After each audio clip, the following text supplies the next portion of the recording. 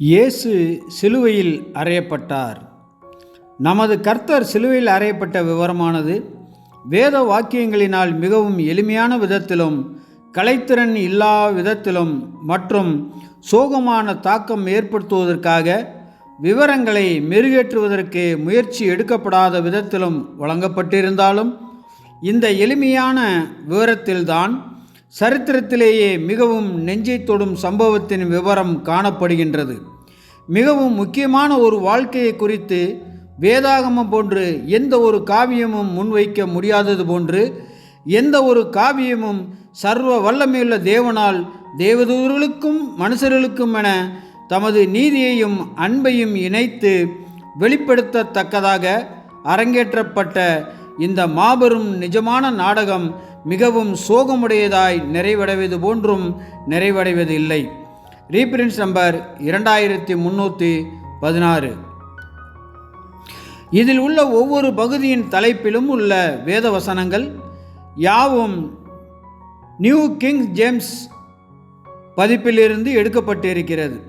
இவை சியோன் காவற் கோபுரம் மற்றும் பிற நூல்களின் ஆசிரியரான C.T. ரசல் அவர்களின் எழுத்துக்களிலிருந்து தேர்ந்தெடுக்கப்பட்ட பகுதிகள் ஆகும். ஒவ்வொரு பகுதியின் முடிவிலும் ரீபிரிண்ட் எண்கள் அல்லது மேற்கோள் குறிப்புகள் இணைக்கப்பட்டுள்ளன. இந்த எழுத்துக்கள் வாசகரின் தனிப்பட்ட சிந்தனைக்கும் பக்தி வளர்ச்சிக்கும் ஒரு ஆதாரமாகவும் ஒரு நினைவூட்டலாகவும் ஊக்கமாகவும் உந்து சக்தியாகவும் பயன்படட்டும்.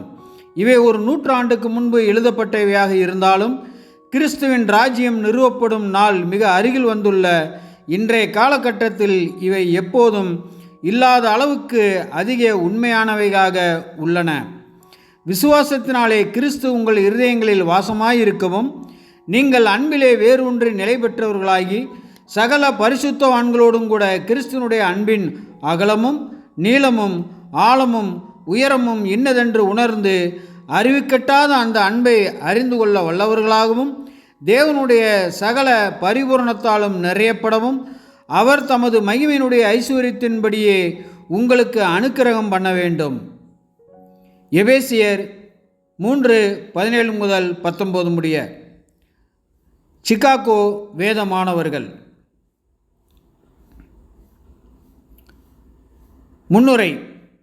தேவன் தனது எல்லையற்ற ஞானத்தில் இயேசு கிறிஸ்துவை மையமாக கொண்டு தனது தெய்வீக திட்டத்தை, அதாவது லோகோஸ், அவர் மனிதனாக வருவதற்கு முந்தைய நிலை, பூமிக்குரிய ஊழியம், தியாக மரணம், உயிர்த்தெழுதல், மகிமைப்படுத்தப்படுதல் மற்றும் 1000 ஆண்டு ராஜ்யத்தில் அனைத்தையும் மீட்டெடுத்தல் ஆகியவற்றை வடிவமைத்தார் என்பதை பல தலைப்புகளின் கீழாக தொகுத்து இயேசு கிறிஸ்து ஒரே பேரான குமாரன் என்ற புத்தகத்தை சிகாகோ வேத மாணவர்கள் வெளியிட்டனர். இந்த ஒவ்வொரு தலைப்புகளுக்கும் உரிய விளக்கங்களை சகோதரர் ரசல் அவர்களின் எழுத்துக்களிலிருந்து தேர்ந்தெடுத்து அவற்றை ஒரு கலவையாக, அதாவது ஒரு பேச்சாளர் ஒரு தலைப்பின் கீழாக சத்தியத்தை பேசும்போது எப்படி அநேக ரீபிரிண்ட்களிலிருந்து முக்கியமான சிறு சிறு பத்திகளை எடுத்து பேசுகிறார்களோ அதே போன்று முக்கியமான பக்திகளை பதிவு செய்திருக்கின்றனர். நம்முடைய கர்த்தருடைய மரணத்தை நினைவூறும் நாளை நெருங்கும் இந்த நேரத்தில் இயேசுவின் கடைசி வாரம் என்ற தலைப்பை தொடர்ந்து இயேசு சிலுவையில் அறையப்பட்டார் என்ற அடுத்த பகுதிகளை அனைவரின் ஆவிக்குரிய நலன்களுக்காக வெளியிடுகிறோம். இந்த புத்தகம் இயேசுவின் சிலுவைப்பாடு, உலகின் இரட்சகரான அவரின் பங்கு மற்றும் மீட்பின் தெய்வீக திட்டம் போன்ற ஆழமான உண்மைகளை ஆராய்கிறது. தமது தியாகத்தின் மூலம் இயேசு தீர்க்க தரிசனங்களை நிறைவேற்றினார், பாவத்தின் சாபத்தை ஏற்றார் மற்றும் மனித குலத்திற்கான மீட்புக்கான விலையாக மாறினார். மீட்கும் பொருளின் தத்துவம் தேவனுடைய நீதி மற்றும் அன்பை வெளிப்படுத்துகிறது. கிறிஸ்துவின் மரணம் நம்மை பிதாவுடன் சமாதானப்படுத்துகிறது என்பதை காட்டுகிறது. இறுதியாக இலவச அன்பளிப்பு என்னும் இரட்சிப்பு தகுதியற்றவர்களுக்கு காட்டப்படும் தேவனுடைய கிருபையை நினைவூட்டுகிறது. அவரை விசுவாசிக்கும் அனைவருக்கும் நித்திய ஜீவனை வழங்குகிறது. இக்கட்டுரை தேவனுடைய அன்பை பற்றிய நமது புரிதலை ஆழப்படுத்த, அவரது தியாகத்திற்கு நன்றி உணர்வை ஊட்ட மற்றும் உலகத்திற்காக தமது உயிரை கொடுத்த இரட்சகரில் நமது நம்பிக்கையை வலுப்படுத்த உதவுகிறது. பலியினாலே தேவனோடு உடன்படிக்கை செய்த பரிசுத்தவான்கள் ஒவ்வொருவருக்காகவும் இந்த பணி அர்ப்பணிக்கப்படுகிறது. தேவநாமம் கர்த்தர் இயேசு கிறிஸ்துவின் மூலம் சதா காலங்களிலும் மகிமைப்படுவதாக. ஆமேன். வெளியீட்டாளர் பெங்களூர், மைசூர் ரோடு, வேதமானவர்கள். சிலுவையில் அறையப்படும் காரியமானது முற்காலங்களில் குற்றவாளிகளேயே மிகவும் வெறுக்கத்தக்கவர்களை, கொடூரமான குற்றவாளிகளை மரணமடை செய்வதற்கான கொடூரமான முறையாகும்.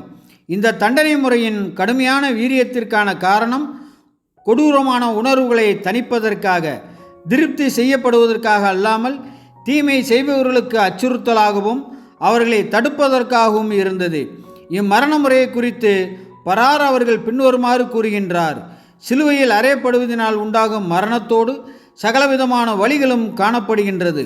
மேலும் இம்மரணத்தோடு கூட கடுமையான தலை சுற்றலும், தாகம், தூக்கமின்மை, உணவின்றி வலுவிழந்து போதல், தசைகளில் ஏற்படும் சுளுக்கு, அவமானம், சித்திரவதைகள் தொடர்ந்து நீடிக்கும் நிலை, பயம், ஆற்றப்படாத புண்கள், சாவை கொண்டு வரும் நிலைகளும் காணப்படும்.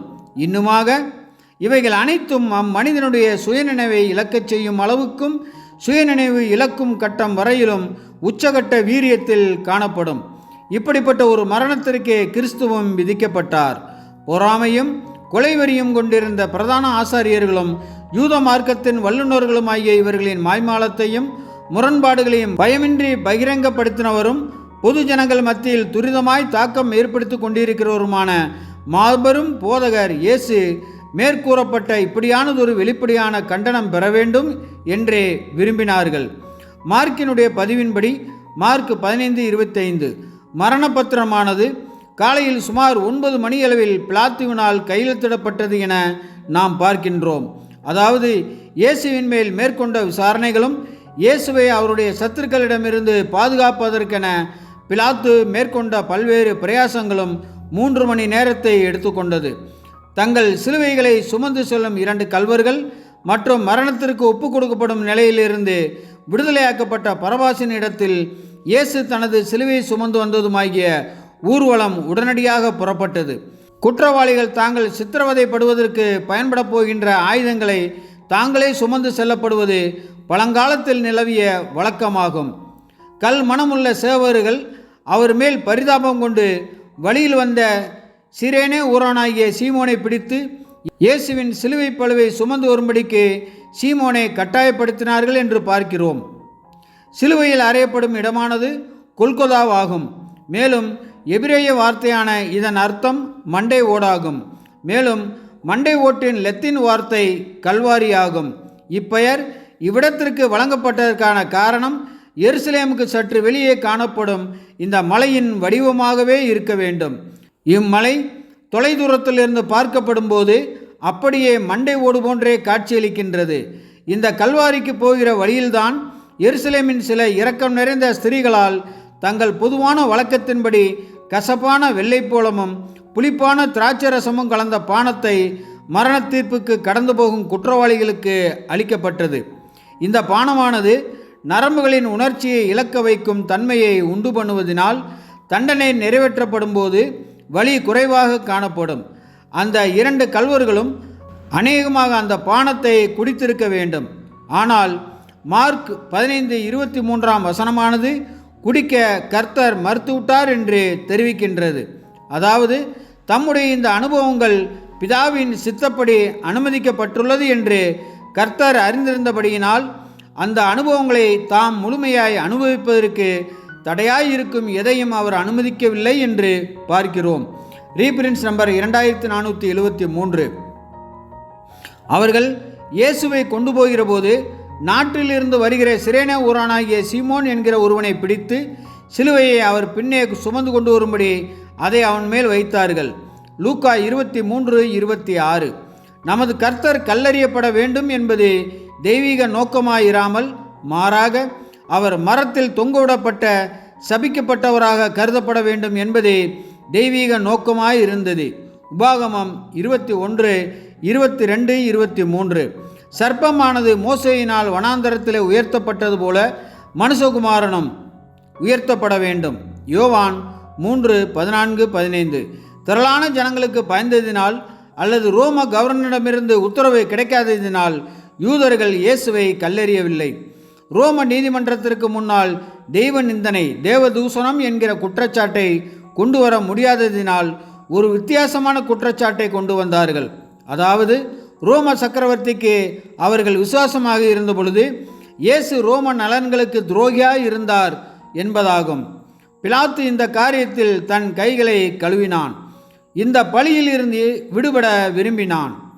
யூதர்களிடமிருந்து வந்த அழுத்தத்தினாலும் அமைதியை நிலைநாட்ட விரும்பினதினாலும் இறுதியில் நமது கர்த்தர் தம்மை யூதர்களின் ராஜா என்று கூறிய குற்றச்சாட்டின் அடிப்படையில் சிலுவையில் அறையப்பட வேண்டும் என்று உத்தரவு செய்தார். சிலுவையில் அறையப்படுபவர்களின் விஷயத்தில் குற்றவாளி தன்னுடைய சொந்த சிலுவையை சுமந்து செல்ல வேண்டும் என்பது வழக்கமாயிருந்தது. ஆகையால் தான் இயேசு தமது சிலுவையை சுமந்து சென்றார் என்று வாசிக்கின்றோம். அதாவது கடந்த 24 மணி நேரங்களில் நடந்திட்ட காரியங்களினால் உண்டான சோர்வின் காரணமாகவும், தூக்கமின்மையினாலும், உணவு உட்கொள்ளாததினாலும், அடிக்கப்பட்டதின் காரணமாக ஏற்பட்ட மிகுந்த களைப்பினாலும் சோர்வினாலும் கர்த்தர் சிலுவையினுடைய பார பளுவின் கீழ் பலம் குன்றி மயக்கமடைவது வரையிலும் இயேசு தமது சிலுவையை சுமந்து சென்றார் என்று பார்க்கிறோம். அவர் கெத்செமனேயில் இரத்த வேர்வையில் வேதனையை அனுபவித்தார்.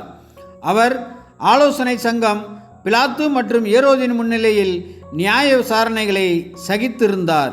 அதன் பிறகு அவர் சாட்டையால் கசையடி அடிக்கப்பட்டார். இவ்வளவு பாடுகளை அனுபவித்த ஒருவர் நடக்கக்கூட முடியாதவராக இருந்திருக்க வேண்டும் என்றும், அப்படிப்பட்டவர் தனியே பாரத்தை சுமப்பது இன்னும் மிகுந்த சிரமமாக இருக்கும் என்றும் நம்மால் கற்பனை செய்ய முடிகிறது.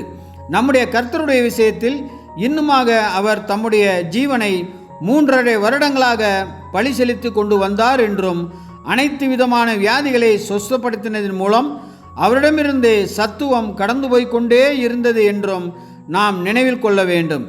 இந்த இழப்புகளும் கூட அவரை பலவீனமாக்கினது.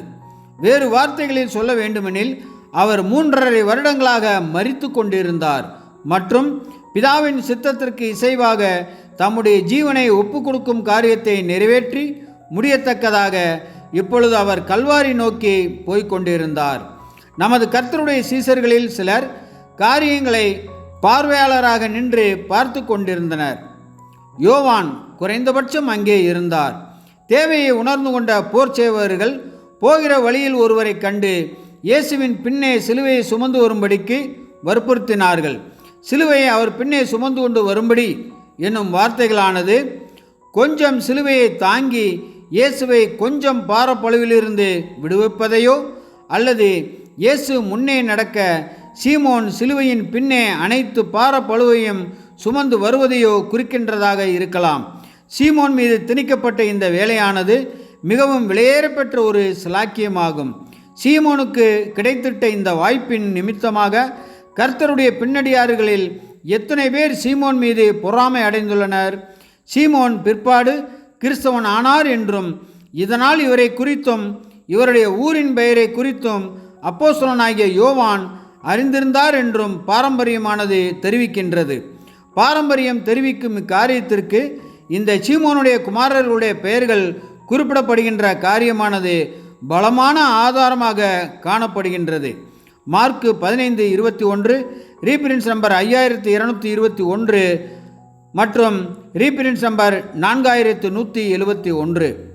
சிரேனே ஊரானும் அலெக்சாந்திரனும் ரூப்புக்கும் தகப்பனுமாகிய சீமோன் எண்ணப்பட்ட ஒருவன் நாட்டிலிருந்து அவ்வழியே வருகையில் அவருடைய சிலுவையை சுமக்கும்படி அவனை பலவந்தம் பண்ணினார்கள். மார்க்கு 15:21. இயேசு அவர்கள் முகமாக திரும்பி, எருசலேமின் குமாரத்திகளே, நீங்கள் எனக்காக அழாமல் உங்களுக்காகவும் உங்கள் பிள்ளைகளுக்காகவும் அழுங்கள். இதோ மலடிகள் பாக்கியவதிகள் என்றும் பிள்ளை பெறாத கற்பங்களும் பால் கொடாத முளைகளும் பாக்கியமுள்ளவைகள் என்றும் சொல்லப்படும் நாட்கள் வரும். அப்பொழுது மலைகளை நோக்கி எங்கள் மேல் விழுங்கள் என்றும் குன்றுகளை நோக்கி எங்களை மறைத்து கொள்ளுங்கள் என்றும் சொல்லத் தொடங்குவார்கள். பச்சை மரத்துக்கு இவைகளை செய்தால் பட்ட மரத்துக்கு என்ன செய்ய மாட்டார்கள் என்றார். லூக்கா 23:28 முதல் 31 வரை. அவரது தாயாராகிய மரியாளும் மகதலேனா மரியாளும் யாக்கோபுக்கும் யோசேப்புக்கும் தாயாகிய மரியாளும் செபதேயுவின் குமாரருடைய தாயும் கிலேயோப்பாவின் மனைவியுமாகிய சாலோமேயும் மற்றும் இயேசுவின் மற்ற பல நண்பர்களும் தைரியம் கொண்டவர்களாக ரசமும் வெள்ளை போளமும் கலந்த பானத்தை கொண்டு வந்த ஸ்திரீகளுடன் சேர்ந்து ஊர்வலத்தில் அவருக்கு பின் இப்போது செல்ல ஆரம்பித்தார்கள். மத்தேயு 27:56, மார்க்கு 15:40. திரள் கூட்டமான ஜனங்களும் அவருக்காக புலம்பி அழுகிற ஸ்திரீகளும் அவருக்கு பின் சென்றார்கள். இயேசு அவர் முகமாக திரும்பி, எருசலேமின் குமாரத்திகளே, நீங்கள் எனக்காக அழாமல் உங்களுக்காகவும் உங்கள் பிள்ளைகளுக்காகவும் அழுங்கள். லூக்கா 23:27-28. தம் மீது காண்பிக்கப்பட்ட இதே பொல்லாத ஆவியானது இஸ்ரேல் தேசத்தை கவிழ்த்து போட்டு எருசலேமை அழித்து போடும் கொடூரமானவர்களிடத்திலும் விளங்கும் என்பதையே லூக்கா 23:27 முதல் 31 வரையிலான வசனங்களின் வார்த்தைகள் மூலம் கர்த்தர் குறிப்பிட்டார். அப்படியாகவே நடக்கவும் செய்தது. ஏனெனில் இஸ்ரேல் ஜனங்களுக்கு அவர்களுடைய வெளி சத்துருக்கள் மூலமாய் மாத்திரம் உபத்திரவம் ஏற்படாமல் அரசியல் கலகத்தினாலும் ஏற்பட்டது. ஏனெனில் ஒவ்வொரு மனுஷனுடைய கரமும் அவனுடைய அயலானுக்கு விரோதமாக இருந்தது. எருசலேம் கைப்பற்றப்பட்ட போது பல நூற்றுக்கணக்கான யூதர்கள் உடனடியாக சிலுவையில் அறையப்பட்டு பட்டணத்தின் சுவர்களில் தொங்கவிடப்பட்டனர் என்று தெரிவிக்கப்படுகின்றது. ரீபிரின்ஸ் நம்பர் 2473 மற்றும் ரீபிரின்ஸ் நம்பர் 1815. கபாலஸ்தலம் என்று அர்த்தம் கொள்ளும் கொல்கொத்தா என்னும் இடத்துக்கு அவரை கொண்டு போய் மார்க்கு 15:21. மரண தண்டனை அளிக்கப்படும் கைதியுடன் 4 சேவகர்கள் அனுப்பப்படுவது வழக்கமாக இருந்தது. முதலில் செல்லும் சேவகன் மரண தீர்ப்புக்கு உள்ளாயிருக்கும் கைதிகளின் குற்றங்கள் எழுதப்பட்டுள்ள வெள்ளை நிற பலகையுடன் காணப்படுவான். மேலும் இப்பலகையானது சிலுவையில் கைதியின் தலைக்கு மேல் கட்டப்படும். முதல் சேவகனை பின்தொடர்ந்த நிலையில் ஆணிகள், சுத்தியல் முதலியவைகளுடன் 3 சேவகர்கள் பின்தொடர்ந்தனர். இந்த 4 சேவகர்களும் ஒரு நூற்றுக்கு அதிபதி அல்லது தலைவனின் கட்டளையின் கீழ் செயல்படுபவர்கள் ஆவர். இயேசுவின் தலைக்கு மேல் சிலுவையில் காணப்பட்ட பலகையானது 3 பாஷைகளில் இயேசு யூதர்களுடைய ராஜா என்ற வார்த்தைகளினால் எழுதப்பெற்றிருந்தது. இவ்வார்த்தைகள் அந்நாட்டினுடைய பாஷையாகிய எபிரேய மொழியிலும், கல்வியறிவு உடையவர்களின் மற்றும் பயணிகளின் மொழியாகிய கிரேக்க மொழியிலும், ரோம சாம்ராஜ்யம் மற்றும் சேவகர்களின் மொழியாகிய லத்தீன் மொழியிலும் எழுதப்பட்டிருந்தது. மேலும் இப்பலகையின் எழுதப்பட்டதான வார்த்தைகளை சுவிசேஷகர்கள் தெரிவிக்கும் விஷயத்தில் சில வித்தியாசங்கள் காணப்பட்டதற்கான காரணம் வெவ்வேறு பாஷைகளின் வார்த்தைகளில் காணப்படும் சில வித்தியாசங்களே ஆகும் என யூகிக்கப்படலாம். ரீபிரன்ஸ் நம்பர் 2473. கபாலஸ்தலம் என்று சொல்லப்பட்ட இடத்தில் அவர்கள் சேர்ந்த பொழுது அங்கே அவரையும் அவருடைய வலது பக்கத்தில் ஒரு குற்றவாளியையும் அவருடைய இடது பக்கத்தில் ஒரு குற்றவாளியையும் சிலுவையில் அறைந்தார்கள். லூக்கா 23:33. கொல்கொதாவில் கல்வாரியில் வந்து சேர்ந்தவுடன் மரத்தினால் உண்டாக்கப்பட்ட சிலுவைகள் தரையில் வைக்கப்பட்டன. குற்றவாளிகள் அதன் மீது கிடத்தப்பட்டு கைகளிலும் பாதங்களிலும் ஆணி அறையப்பட்டனர். பின்னர் சேவகர்கள் சிலுவையை நிமிர்த்தி ஏற்கனவே தோண்டி வைக்கப்பட்ட குழிகளில் நிலைநிறுத்தி வைத்தார்கள். இப்படி செய்யப்படுவதன் காரணமாக ஏற்படும் சித்திரவதைகள் சொல்லி விளக்குவதை பார்க்கிலும் கற்பனை செய்து பார்த்தாலே நமக்கு விளங்கும். இது மிகவும் கொடூரமான மரணமாகும். நியாயப்பிரமாணத்தின் கீழ் பாவிகளாக இருப்பவர்களுக்கான சாபத்தை அல்லது வெறுக்கத்தக்கதான தண்டனை தீர்ப்பை இயேசு ஏற்றுக்கொண்டது நிமித்தம் அவர் பொதுவான உலகத்தின் மீட்பராக இருப்பதோடு அல்லாமல் யூதர்களின் மீட்பராகவும் கூட இருந்தார். எழுதப்பட்டிருப்பது போல அவர் நமக்காக சாபமாகி நியாயப்பிரமாணத்தின் கீழ் சபிக்கப்பட்டவர்களின் தண்டனையை அனுபவித்தார். மேற்கொள்ளப்பட்டவையிலேயே மிக பெரியதான நடவடிக்கையானது, அதாவது பாவம் எனும் மாபெரும் விசாரணைக்காரனிடமிருந்து 50 பில்லியனுக்கு மேற்பட்ட அடிமைகளை வாங்கி கொண்டதான நடவடிக்கையானது இது நடந்த நாட்களிலும் உணர்ந்து கொள்ளப்படவில்லை, மதிப்பளிக்கப்படவில்லை. அதன் பிறகும் இதுவரையிலும் கூட உணர்ந்து கொள்ளப்படவில்லை. வெகு சொற்பமானவர்களாகிய சிறுமந்தையினராலேயே மதிப்பளிக்கப்பட்டது, உணர்ந்து கொள்ளப்பட்டிருக்கின்றது. நமது கர்த்தர் சிலுவையில் அறையப்பட்ட நாட்களில் காணப்பட்டதான ஜனங்கள் என்ன செய்தார்களோ அதுபோலவே இன்று வரையிலும் மனுக்குலத்தின் ஜனங்கள் செய்து கொண்டு வருகின்றனர். சிலர் நோக்கி பார்த்தனர், கொஞ்சம் அனுதாபம் கொண்டனர், ஆனால் எதையும் உணர்ந்து கொள்ளவில்லை. வேறு சிலர் ஏளனம் செய்து தூஷித்தனர்.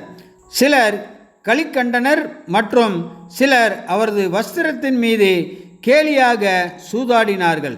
அவர்கள் அவர் யார் என்று அறியவில்லை. அவர்களுக்காக அவர் நிறைவேற்றியுள்ளதான வேலையினுடைய முக்கியத்துவத்தை அவர்கள் அறியவில்லை. அவரது ஜீவியம் குறித்து ஏதோ கொஞ்சம், அதுவும் மிகவும் அரைகுறையாகவே அறிந்திருந்தார்கள். ஆனால் அவரது மரணத்தினுடைய முக்கியத்துவம் குறித்தோ அவர்களால் எதுவும் காண முடியவில்லை. இப்பிரபஞ்சத்தினுடைய தேவனானவன் அவர்களுடைய மனங்களை குருடாக்கியுள்ளபடியால் அவர்களால் காண முடியவில்லை என்று கூறி அவர்களது நிலைமையை குறித்து தேவ ஏவுதலின் பேரில் அப்போஸ்தலன் கவனத்திற்கு கொண்டு வந்தார். அன்று முதல் இன்று வரையிலும் கூட தவறான கொள்கைகள், தவறான எதிர்பார்ப்புகள், தவறான மன விவாதங்கள் மற்றும் கர்த்தருக்கான உண்மையான அர்ப்பணம் இல்லாமை என்பவைகள் அநேகருடைய கண்களை, அதாவது உலகத்தாருடையது மாத்திரமல்லாமல் இன்னுமாக கிறிஸ்துவின் சீசர்கள் என்று தங்களை குறித்து அறிக்கை பண்ணி கொள்கிறவர்களுடைய கண்களையும் கூட குருடாக்கியுள்ளது. ரீபிரின்ஸ் நம்பர் 3901 மற்றும் ரீபிரின்ஸ் நம்பர் 1988.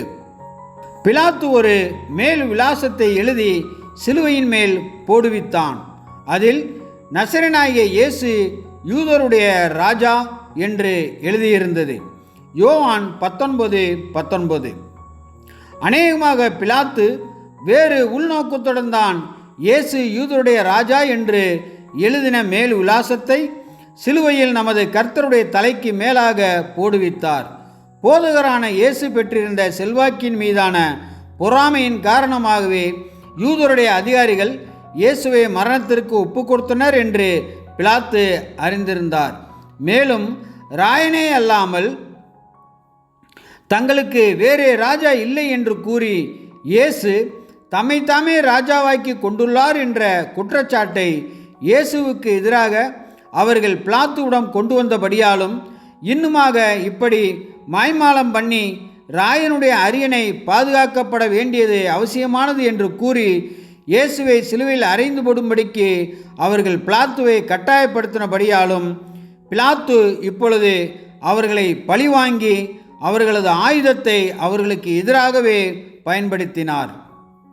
ஆனால் அவர்கள் கொன்று போட்ட ஆச்சரியமான மனிதனாகிய கிறிஸ்து இயேசுவின் உண்மையான பெயரைத்தான் மேல் விலாசத்தில் தான் எழுதி போட்டுள்ளார் என்பதை நிச்சயமாக பிலாத்து எண்ணி பார்த்திருக்கவே மாட்டார். வேறொரு சுவிசேஷகர் இப்படி மேல் விலாசத்தில் எழுதியிருப்பதை முன்னிலை வகித்த யூதர்கள் வன்மையாய் எதிர்த்தார்கள் என்றும், ஆனால் எழுதப்பட்டதை மாற்றி எழுதுவதற்கு பிலாத்து மறுத்துவிட்டார் என்றும் நமக்கு தெரிவிக்கின்றார். நசரேயனாகிய இயேசு யூதர்களின் ராஜா என்ற வார்த்தைகளை எழுதிட கட்டளையிட்ட பிலாத்துவின் வாக்கியத்திற்குள் இருக்கும் மாபெரும் சத்தியத்தை பிலாத்து புரிந்து கொள்ளவில்லை. இயேசு ஒரு ராஜா என்ற இந்த வாக்கியத்திற்குள் அடங்கியுள்ள சத்தியத்தை என்றும் சொற்பமானவர்களே புரிந்து கொண்டுள்ளனர்.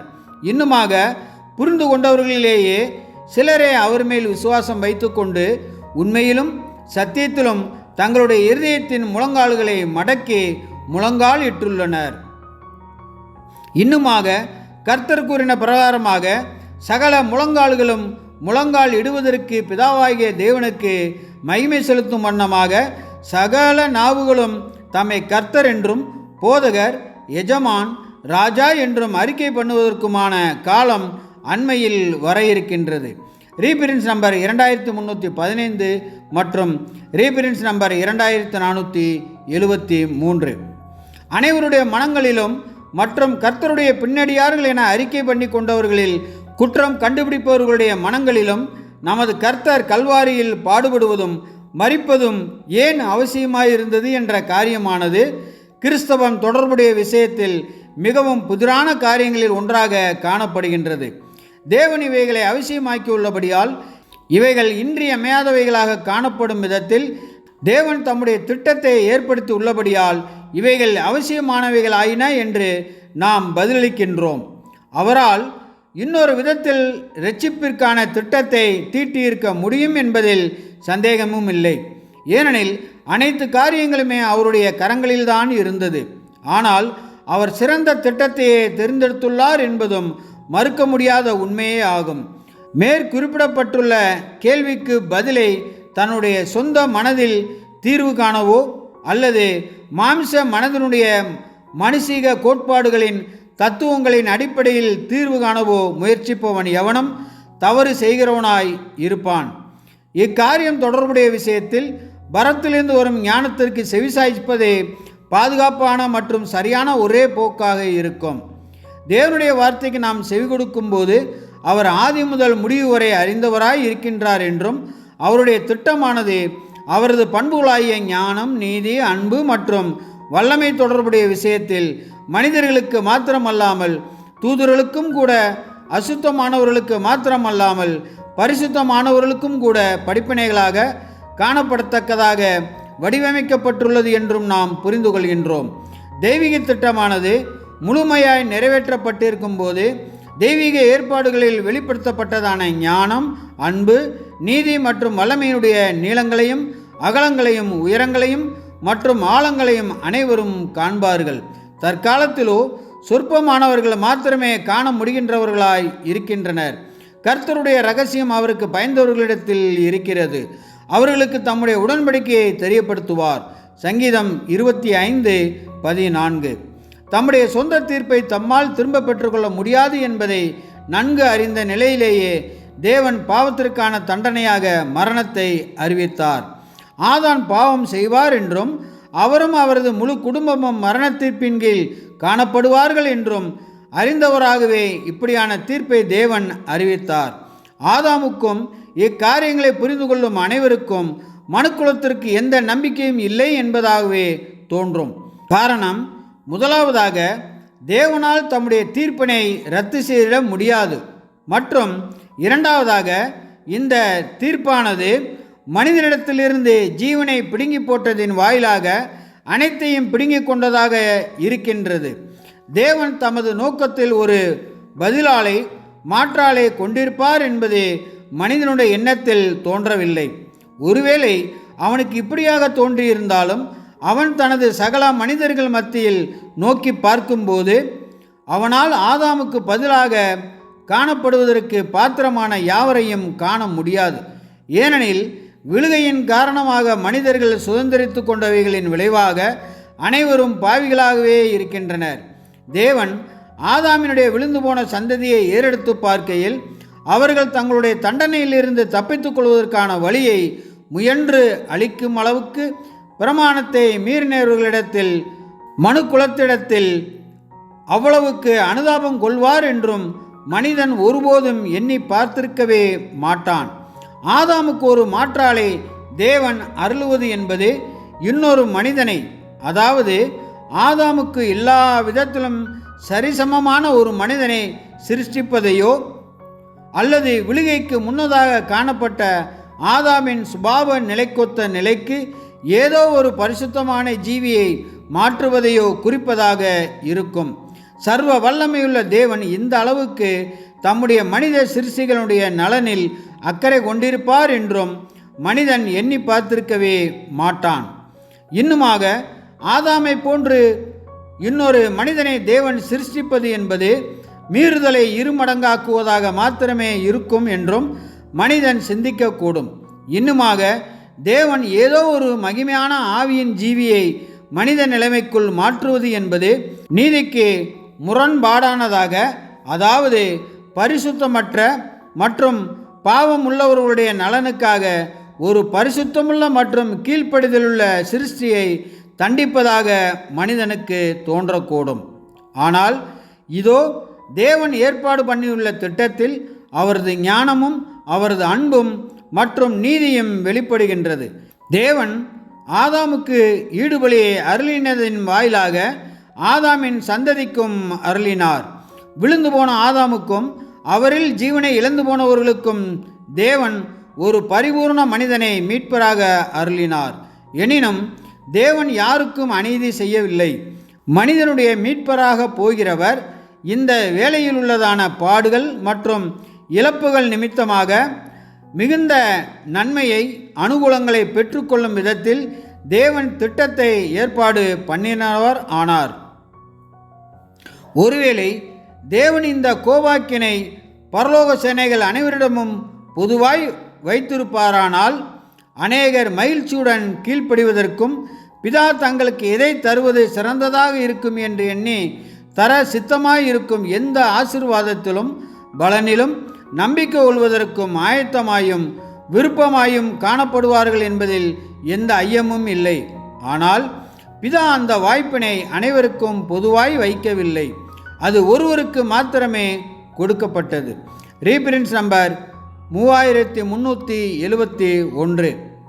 என் வஸ்திரங்களை தங்களுக்குள்ளே பங்கிட்டு என் உடையின் பேரில் சீட்டு போடுகிறார்கள்.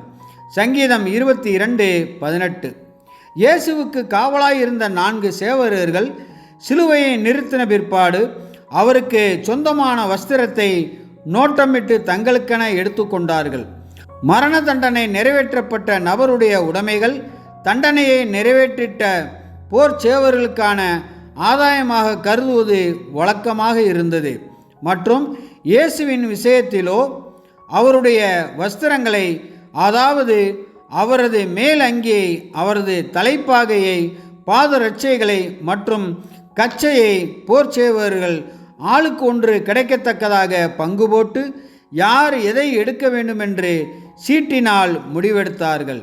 மீதியாக கழுத்து முதல் பாதம் வரையுள்ளதும் தையல் இல்லாமல் மேலே தொடங்கி முழுவதும் நெய்யப்பட்டதாய் இருந்ததுமான அவரது அங்கி அல்லது உள்ளங்கி காணப்பட்டது. இதை அவர்களால் தங்கள் அனைவருக்கும் கிடைக்கத்தக்கதாக பங்கு போட முடியாததினால் அவரது உடையின் பேரில் சீட்டு போட்டார்கள். சங்கீதம் 22:18, யோவான் 19:23-24. அவருடைய வஸ்திரங்களை அவர்கள் பங்கு போட்டு விலையேறப்பெற்றதாய் தையலில்லாமல் மேலே தொடங்கி முழுவதும் நெய்யப்பட்டிருந்த அவருடைய அங்கியின் மீது சீட்டு போட்டபோது அவர்கள் சங்கீதம் 22:18 தீர்க்க தரிசனத்தை நிறைவேற்றினார்கள் என கொஞ்சமும் நினைத்து பார்க்கவில்லை. இப்படியாகவே முழு உலகமும் காணப்படுகின்றது. பல காரியங்கள் நாளுக்கு நாள் நடந்தேறி கொண்டிருக்கின்றது. தீர்க்க தரிசனங்கள் நிறைவேறி கொண்டிருக்கின்றது. மேலும் இதில் நம்மில் அநேகர் பங்கு பெறவும் செய்கின்றோம். ஆனால் வெகு சிலரே அவைகளை காணவும் புரிந்து கொள்ளவும் செய்கின்றனர். ஏனெனில் சிலருக்கு மாத்திரமே பரிசுத்த ஆவியின் வழிநடத்துதல் உள்ளது. ரீபிரின்ஸ் நம்பர் 3370 மற்றும் ரீபிரின்ஸ் நம்பர் 3901. போர் சேவகர் இயேசுவை சிலுவையில் அறைந்த பின்பு அவருடைய வஸ்திரங்களை எடுத்து ஒவ்வொரு சேவகனுக்கு ஒவ்வொரு பங்காக 4 பங்காக்கினார்கள். அங்கியையும் எடுத்தார்கள். அந்த அங்கி தையல் இல்லாமல் மேலே தொடங்கி முழுவதும் நெய்யப்பட்டதாய் இருந்தது. அவர்கள் இதை நாம் கிழியாமல் யாருக்கு வருமோ என்று இதை குறித்து சீட்டு போடுவோம் என்று ஒருவரோடொருவர் பேசிக்கொண்டார்கள். என் வஸ்திரங்களை தங்களுக்குள்ளே பங்கிட்டு என் உடையின் மேல் சீட்டு போட்டார்கள் என்கிற வேத வாக்கியம் நிறைவேறத்தக்கதாக போர் சேவகர் இப்படி செய்தார்கள். யோவான் 19:23-24. அவர் தம்முடைய ஆத்துமாவை மரணத்தில் ஊற்றி அக்கிரமக்காரில் ஒருவராக எண்ணப்பட்டு அநேகருடைய பாவத்தை தாமே சுமந்து அக்கிரமக்காரருக்காக வேண்டிக் கொண்டது நிமித்தம் அநேகரை அவருக்கு பங்காக கொடுப்பேன். பலவான்களை அவர் தமக்கு கொள்ளையாக பங்கிட்டு கொள்வார். ஏசாயா 53:12. எப்படி அந்த 2 கள்வர்களுக்கும் அதே நேரத்தில் மரண தண்டனை கொடுக்கப்பட்டது என்பது பற்றின விவரங்கள் பதிவுகளில் கொடுக்கப்படவில்லை. அவர்கள் இந்த தீர்ப்பு பெற்றவர்களாக சில காலம் சிறையில் இருந்திருக்க வேண்டும் என்றும் இயேசுவுக்கு மரண தண்டனையை நிறைவேற்றும் அதே வேளையில் இவர்களுக்கும் தண்டனையை நிறைவேற்றிடுவதற்கு பிரதான ஆசாரியர்கள் யோசனை தெரிவித்திருக்க வேண்டும் என்றும் நாம் அனுமானிக்கின்றோம். தங்கள் போக்கில் உள்ள அநீதியை மறைப்பதற்கும் மற்றும் நடவடிக்கைகள் அனைத்திலும் நீதி காணப்படுவது போன்று காட்டுவதற்குமான எண்ணம் அவர்களுக்கு காணப்பட்டிருந்திருக்க வேண்டும். அல்லது சட்டத்தினால் கொடுக்கப்படும் பாதுகாப்பினை இழந்தவர்கள் கூட்டத்தாரில் ஒருவராக இயேசுவை ஆளாக்கி அவரை இழிவுபடுத்த வேண்டுமென்ற நோக்கம் அவர்களுக்கு இருந்திருக்க வேண்டும். எப்படியாக இருப்பினும் இது தேவனால் முன் அறியப்பட்டு தீர்க்கதரிசியால் முன்னறிவிக்கப்பட்டிருந்தது.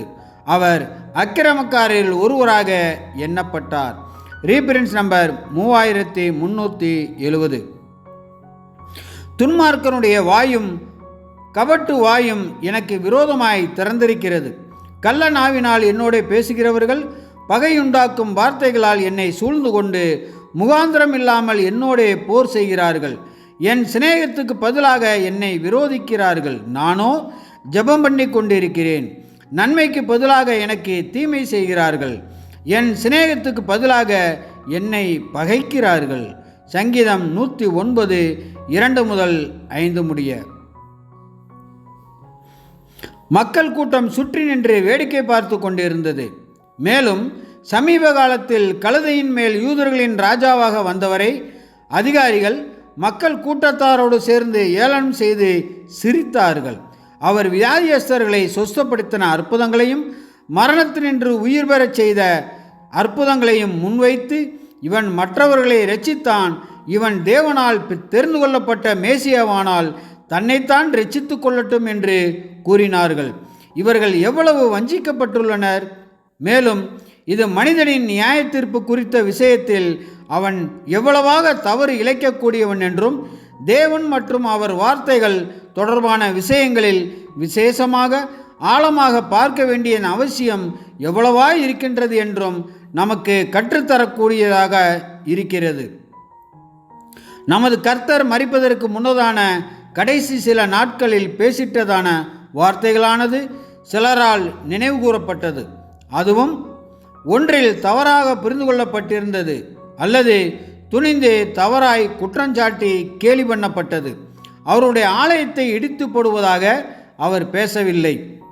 மாறாக ஆலயத்தை அவர்கள் இடித்து போடுவார்களானால் அது 3 நாட்களுக்குள்ளாக நிஜத்தில் மீண்டும் கட்டி எழுப்பப்படும் என்றே அவர் கூறியிருந்தார். ஆலயத்தை கட்டுவதற்கு 40 வருடங்களானது மற்றும் நமது கர்த்தருடைய வார்த்தைகளை அவர்கள் அசாதாரணமான பேச்சாக கருதினார்கள் மற்றும் சிலுவையிலிருந்து இறங்கி வருவதன் மூலம் அவர் தம்முடைய வல்லமையை வெளிப்படுத்துவது அவருக்கு மிகவும் லகுவானதாய் இருக்கும் என்றார்கள். அவர் இப்படியாக செய்யாத காரியமானது அவர் முன்னமே சொன்னதும் செய்ததுமானவைகள் அனைத்தும் போலி என்பதற்கான ஆதாரம் என்பதாக கருதப்பட்டது. உணர்வுகள் மிக்க மனமுடைய நமது கர்த்தருக்கு இப்படியாக போலித்தனம் என்று குற்றம் சாட்டுவது மிகவும் கடுமையான பாரமாக அவருடைய இருதயத்திற்கு இருந்திருக்க வேண்டுமென்று நம்மால் உணர முடிகின்றது. எனினும் அவர் அதை பொறுமையாக சகித்தார். இயேசு சிலுவையிலிருந்து இறங்கி வராமலும் நம்முடைய பாவங்களிலேயே நம்மளை விட்டுவிடாமலும் முழு உலகத்தையும் மீட்காத நிலையிலேயே விட்டுவிடாமலும் இருந்ததற்காக நாம் மிகவும் மகிழ்கின்றோம். ரீபிரின்ஸ் நம்பர் 3901 மற்றும் ரீபிரின்ஸ் நம்பர் 3370. அவர்கள் அங்கே உட்கார்ந்து அவரை காவல் காத்து கொண்டிருந்தார்கள். மத்தேயு 27:36. அங்கே அமர்ந்து அவரை பார்த்தனர்.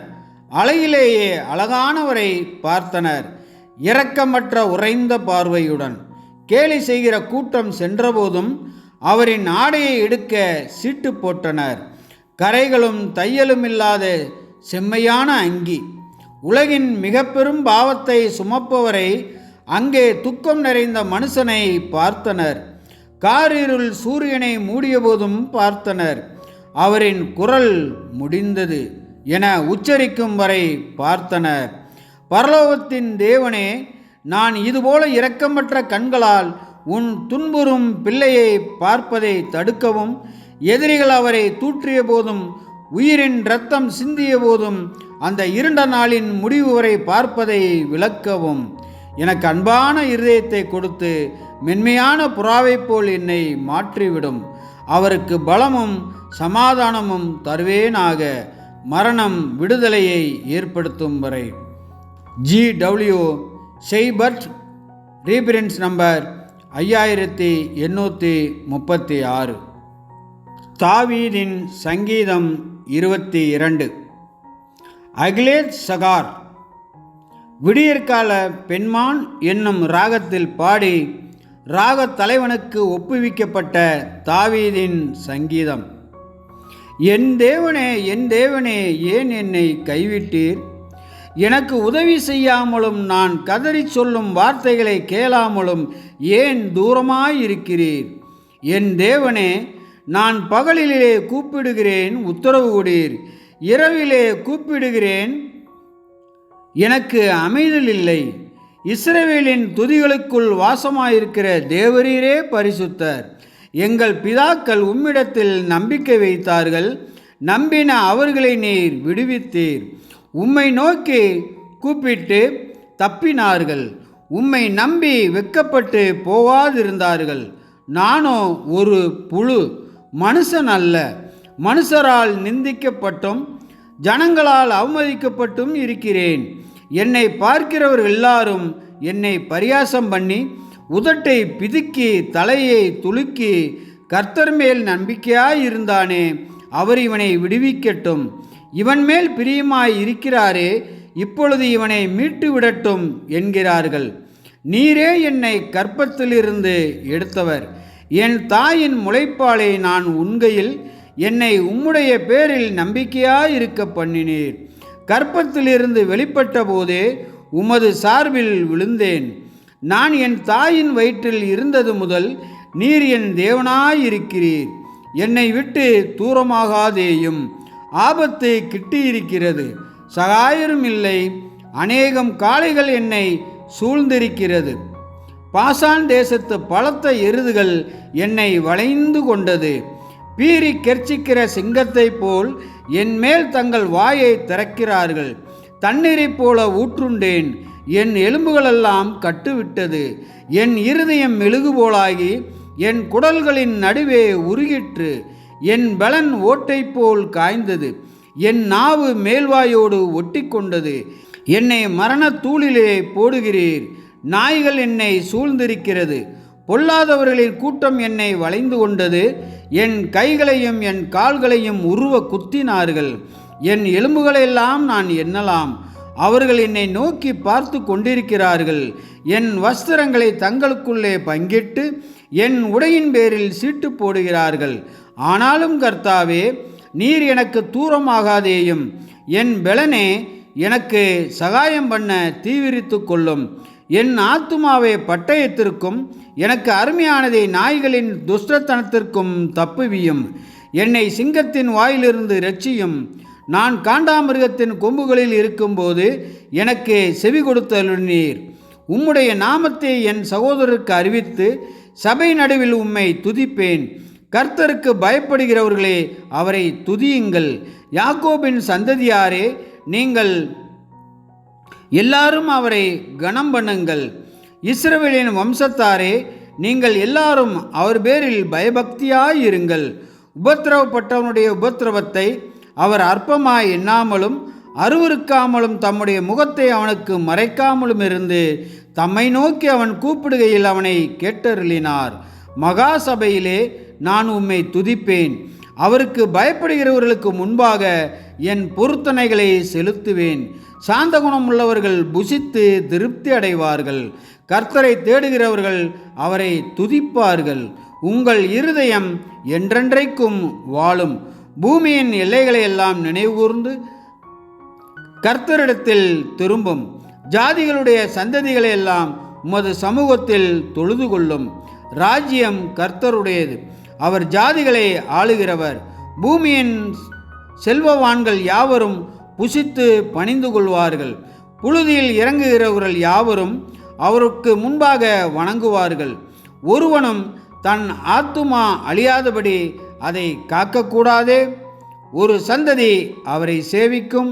தலைமுறை தலைமுறையாக அது ஆண்டவருடைய சந்ததி எனப்படும். அவர்கள் வந்து அவரே இவைகளை செய்தார் என்று பிறக்கப் போகிற ஜனங்களுக்கு அவருடைய நீதியை அறிவிப்பார்கள்.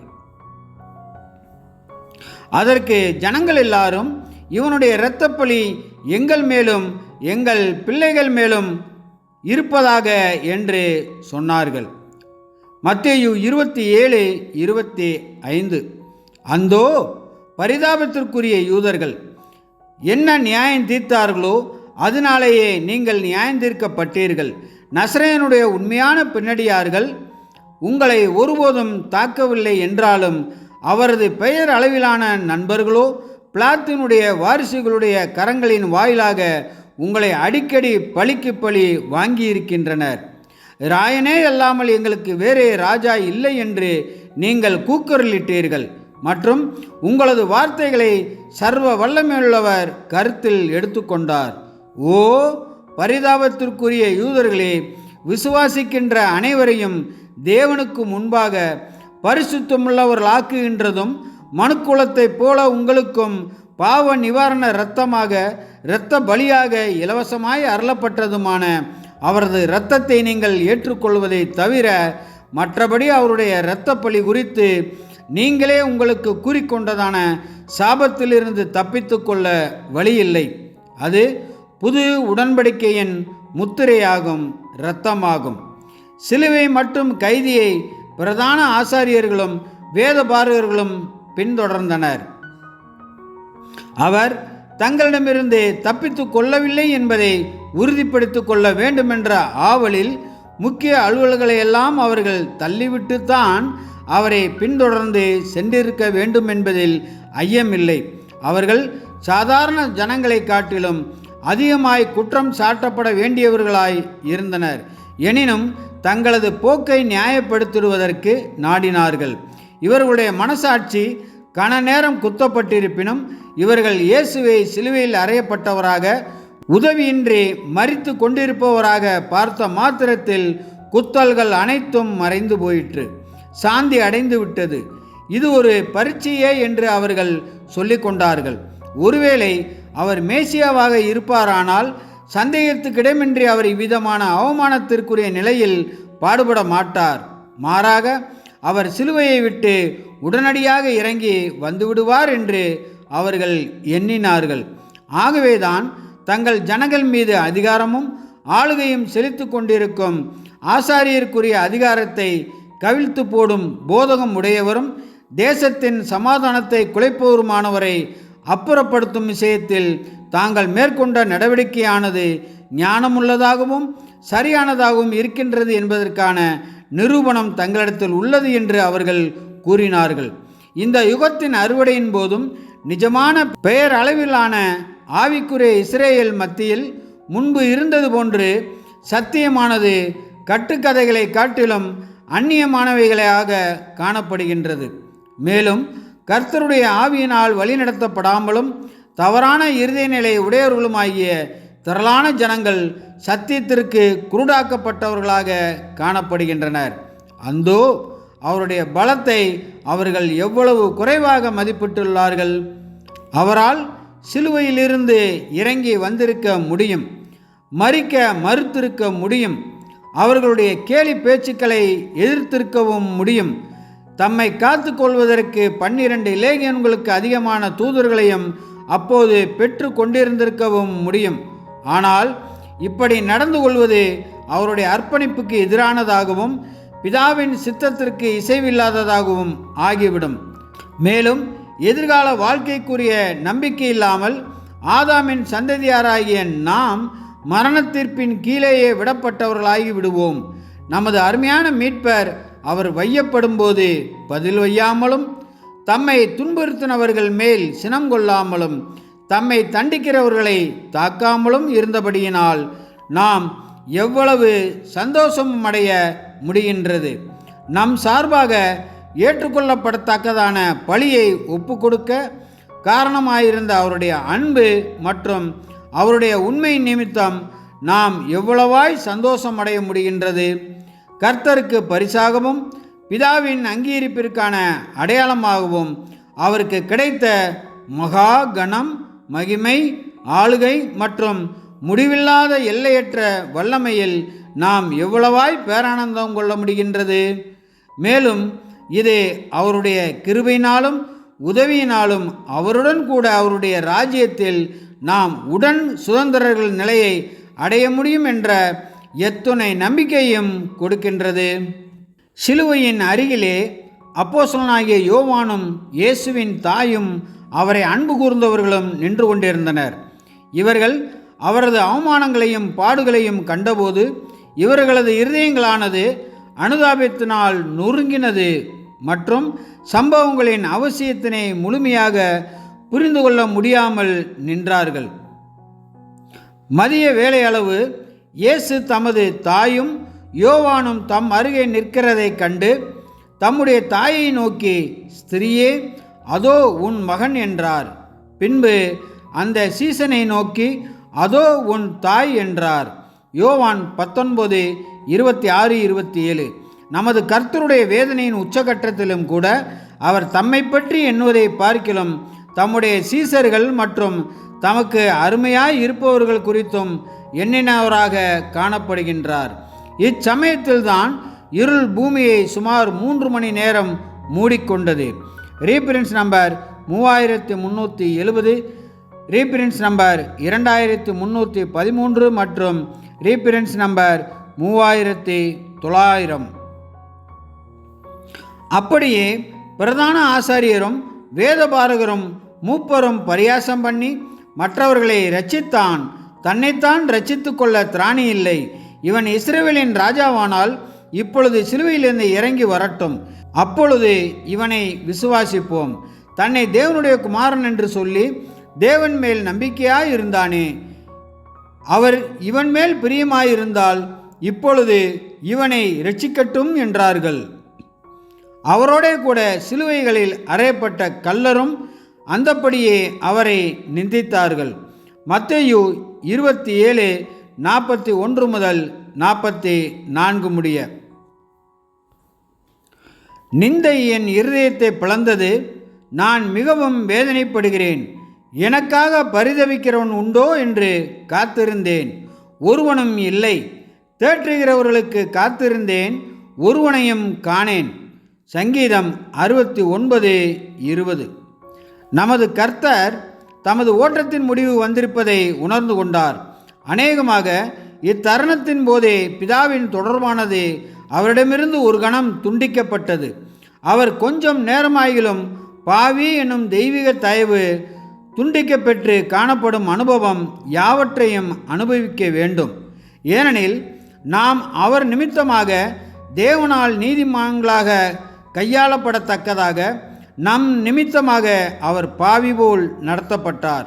நமது கர்த்தருடைய அனுபவங்கள் அனைத்திலுமே பிதா அவரிடமிருந்து தம்முடைய முகத்தை மறைத்து கொண்டதான அத்தருணமே மிகவும் தாங்க முடியாத தருணமாகவும் கடுமையான சோதனையாகவும் மற்றும் நமது கர்த்தரினால் முன்கூட்டியே எதிர்பார்க்கப்படாத ஒன்றாகவும் இருந்தது என்று நாம் நம்புகின்றோம். பூமிக்குரிய ஆறுதல் மற்றும் தயவு மற்றும் சிலாக்கியம் மற்றும் ஆசீர்வாதம் அனைத்தையும் இழந்த நிலையிலும் அத்தருணம் வரையிலுமாக பிதாவுடனான ஐக்கியத்தையும் உறவையும் தொடர்பையும் அவர் உணர்ந்து கொள்ள முடிந்தவராக காணப்பட்டார். ஆனால் தம்முடைய முழு ஜீவியமே சார்ந்து நம்பியிருக்கிறதான அந்த ஐக்கியம் இப்பொழுது துண்டிக்கப்பட்ட போதோ அது கடுமையான பரீட்சையாகவே இருந்தது. வேதனையில் அவர், என் தேவனே, என் தேவனே, ஏன் என்னை கைவிட்டீர்? எனக்கும் உமக்கும் நடுவில் மேகம் வரத்தக்கதாக நான் என்ன செய்தேன்? மரணம் வரையிலும் நான் உமக்கு உண்மையாய் இருக்கவில்லையா என்று சத்தமிட்டார். ஆனால் உடனடியாக அவர் இந்த அனுபவத்தினுடைய அர்த்தத்தை புரிந்து கொண்டார். அதாவது இவ்வாறாக தாம் பாடுகளின் பாத்திரத்தில் பானம் பண்ணிடுவதும் தம்முடைய உண்மை மற்றும் கீழ்ப்படுதலை முழுமையாய் நிரூபிப்பதும் மற்றும் இப்படியாக நம்முடைய சந்ததிக்கு எதிரான தீர்ப்பை முற்றும் முழுமையாய் சந்திப்பதும் அவசியமாய் உள்ளது என்று உணர்ந்து கொண்டார். இந்த மேகம் நடுவில் காணப்படும் சூழ்நிலையிலேயே ஆனால் காரியங்களை உணர்ந்து கொண்டவராக அவர் முடிந்தது என்று சொல்லி மரித்தார். ரீபிரின்ஸ் நம்பர் 3560. என்னை விட்டு தூரமாகாதேயும், ஆபத்து கிட்டி இருக்கிறது. சகாயரும் இல்லை, அநேகம் காளைகள் என்னை சூழ்ந்திருக்கிறது. பாசான் தேசத்து பலத்த எருதுகள் என்னை வளைந்து கொண்டது. பீறி கெர்ச்சிக்கிற சிங்கத்தைப் போல என்மேல் தங்கள் வாயை திறக்கிறார்கள். தண்ணீரைப் போல ஊற்றுண்டேன், என் எலும்புகளெல்லாம் கட்டுவிட்டது. என் இருதயம் மெழுகு போலாகி என் குடல்களின் நடுவே உருகிற்று. சங்கீதம் 22:11 முதல் 14 முடிய. அன்றியும் சிலுவையில் அறையப்பட்டிருந்த குற்றவாளிகளில் ஒருவன், நீ கிறிஸ்துவானால் உன்னையும் எங்களையும் இரட்சித்துக்கொள் என்று அவரை இகழ்ந்தான். மற்றவன் அவனை நோக்கி, நீ இந்த ஆக்கினைக்கு உட்பட்டவனாயிருந்தும் தேவனுக்கு பயப்படுகிறது இல்லையா? லூக்கா 23:39-40. நம் கர்த்தருடைய வெளிச்சம் இருளில் பிரகாசித்தது. ஆனால் இருளின் பிள்ளைகளோ அதை புரிந்து கொள்ளவில்லை. மாறாக அவருடைய சீசர்களோ அதனை புரிந்து கொண்டார்கள். ஆகவே இந்த பாவப்பட்ட கல்வனும் கூட நமது கர்த்தர் அநீதியாக துன்புறுத்தப்படுகின்றார் என்றும் அடிக்கப்படுகின்றார் என்றும், அதே சமயம் இவைகள் அனைத்தும் அவர் பொறுமையுடன் ஏற்றுக்கொள்கின்றார் என்றும் உணர்ந்து கொண்டான். இக்கல்வன் இயேசுவை குறித்தும் அவர் மேசியா என சிலரால் உயர்வாக கருதப்படுகின்றார் என்பதை குறித்தும் கேள்விப்பட்டிருப்பான் என்பதில் ஐயமில்லை. மேலும் முரண்பாடான சூழ்நிலைகள் நிலவிக் கொண்டிருப்பது அவனுக்கு தென்பட்டிருந்த போதிலும் நமது மீட்பரிடத்தில் ராஜாவுக்குரிய அந்தஸ்து தோற்றம் காணப்படுவதை அவனால் உணர முடிந்தது. மேலும் இவ்வுணர்வு அவனுக்குள்ளேயே பெருகி கொண்டிருந்தது என்பதிலும் ஐயமில்லை. மேலும் தன்னோடு இருந்த மற்ற கல்வன் அவரை ஏளனம் செய்ய முற்பட்ட போது இக்கல்வன் இரட்சகரின் சார்பாக அவரை பாதுகாக்கும் வண்ணம் தன்னுடைய வாயை திறந்தான். இக்கல்வன் தனது அபாத்திரமான நிலையை ஒப்புக்கொண்டவனாக, சர்வ வல்லவரின் கரங்களில் நம்முடைய எதிர்காலம் எப்படியாக இருக்குமோ என்று நம் மரண நேரத்தில் பயம் கொள்வதற்கு எனக்கும் மற்ற கல்வனாகிய உனக்கும் காரணங்கள் இருக்கின்றது. ஆனால் இங்கு பழி தூற்றப்பட்டு அடிக்கப்பட்டு சிலுவையில் அறையப்பட்டு காணப்படும் இவரோ தகாதொன்றையும் நடப்பிக்கவில்லையே என்பதற்கு நாமும் சாட்சியாக இருக்கின்றோமே என கூறி நியாயத்தை எடுத்து கூறினவனாக காணப்படுகின்றான். இந்த காத்திருப்புக்கு பிறகு மனமாறிய திருடன் இயேசுவை நோக்கி திரும்பி, ஆண்டவரே, நீங்கள் ஒரு ராஜாவாக இருந்து எப்போதாவது உங்கள் ராஜ்யத்திற்கு வருவீர்களானால் இந்த ஏழை திருடனை நினைத்தருளும், எனக்காக ஏதாவது செய்யுங்கள் என்றான். அதற்கு இயேசு, ஆமென், அதாவது நீ கேட்டபடியே ஆகட்டும் என்றார். அதாவது இந்த தருணத்தில் வானத்திலோ பூமியிலோ எனக்கு ஒரு நண்பரும் இல்லாதது போல தோன்றினாலும் இந்த இருளான நாளில் நான் உனக்கு சொல்கிறேன், நீ என்னோடே கூட பரதீசில் இருப்பாய். என் ராஜ்யம் ஸ்தாபிக்கப்படும். அதன் செல்வாக்கின் கீழ் பூமி ஒரு பரதீசாக மாறும். அங்கே உனக்கு வெகுமதி கிடைக்கும்.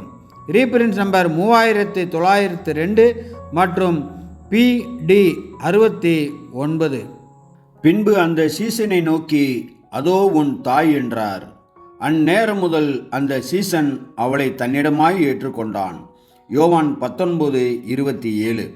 நமது கர்த்தருடைய மரண தருவாயின் போது அவரது மிகவும் விசேஷித்த நண்பர்கள் 4 பேர் அவரோடு கூட காணப்பட்டனர். அவரது தாயாரும் கிளையோப்பாவின் மனைவியும் மகதலேனா மரியாளும் மற்றும் யோவானும் காணப்பட்டனர். இயேசுவினுடைய மற்ற நண்பர்கள் சார்பிலான திருவின்மையை குறித்து நாம் மிகுதியாய் எண்ணிக்கொள்ள வேண்டாம். இயேசுவை சிலுவையில் அறைந்து போடத்தக்கதாக வழிநடத்தின பிரபல்யமான கசப்பானது அவரது பின்னடியார்களுக்கு எதிராகவும் கொஞ்சம் காணப்பட்டது. அவர்கள் பயப்படுவது இயல்பே. லாசருவையும் கொன்று போடுவதற்கு ஆலோசனை பண்ணப்பட்டதாக தெரிவிக்கப்பட்டுள்ளது. பாடுபடுகின்ற இயேசுவின் மீதான அக்கறை ஒரு பக்கம் இருந்தபோதிலும் அந்த ஸ்திரீகள் மூவரும் தாங்கள் தொல்லைப்படுத்தப்படும் அபாயத்திற்கு நீங்கினவர்களாக இருப்பதை உணர்ந்தே அங்கே அவருடன் காணப்பட்டிருக்க வேண்டும்.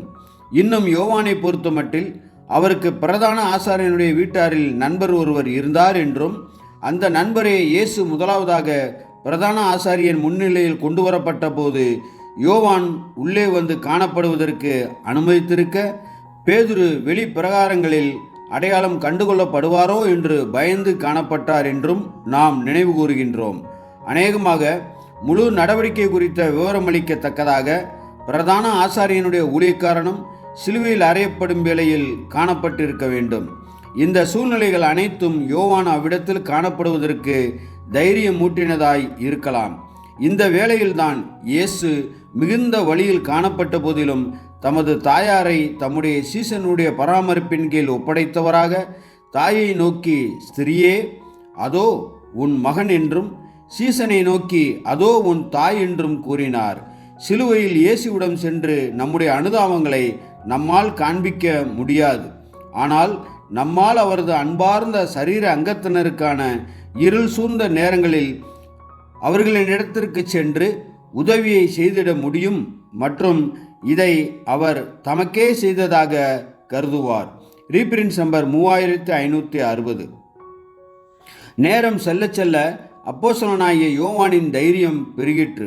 மேலும் நமது கர்த்தர் சிலுவையில் தொங்கிக் கொண்டிருக்கும் போது யோவான் அவருக்கு அண்மையிலேயே, அதாவது பேசுவது கேட்பதற்குரிய தூரத்திலேயே காணப்படத்தக்கதாக முன்னே வந்து நின்று கொண்டிருந்தார்.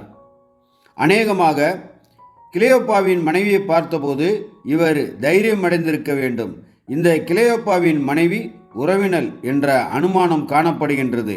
போதகரை அன்பு கூர்ந்தவர்களும் அதே சமயம் அவருக்கு ஆறுதல் கொடுக்கவோ அல்லது அவரை விடுவிக்கவோ வலிமையற்றவர்களாக காணப்பட்டு அவருக்கான அனுதாபத்தினால் தங்கள் இருதயங்கள் நிறைய பெற்றிருப்பவர்களும் துக்கத்தினால் ஒன்று கூடினார்கள். நீர் மேசியாவானால் சிலுவையை விட்டு தாழ இறங்கி வாரும் என்று மற்றவர்கள் அவரை பரியாசம் பண்ணி கஷ்டப்படுத்தி கொண்டிருக்கையில் இவர்களோ இயேசுவின் நண்பர்கள் அழுது கொண்டு துக்கத்துடன் காணப்பட்டார்கள். நமது கர்த்தர் சிலுவையில் அறையப்பட்ட காரியமானது அவர் தம்மை மேசியாவென அறிவித்த விஷயங்களை பொறுத்தமட்டில் அவரை ஏமாற்று பேர்வழி என்றும் அவர் ஒரு வஞ்சகன் என்றும் நிரூபிக்கப்படுவதற்கு சிறந்த ஆதாரமாக காணப்படும் என்று அவருடைய சத்துருக்கள் எண்ணினார்கள் என்பதில் ஐயமில்லை.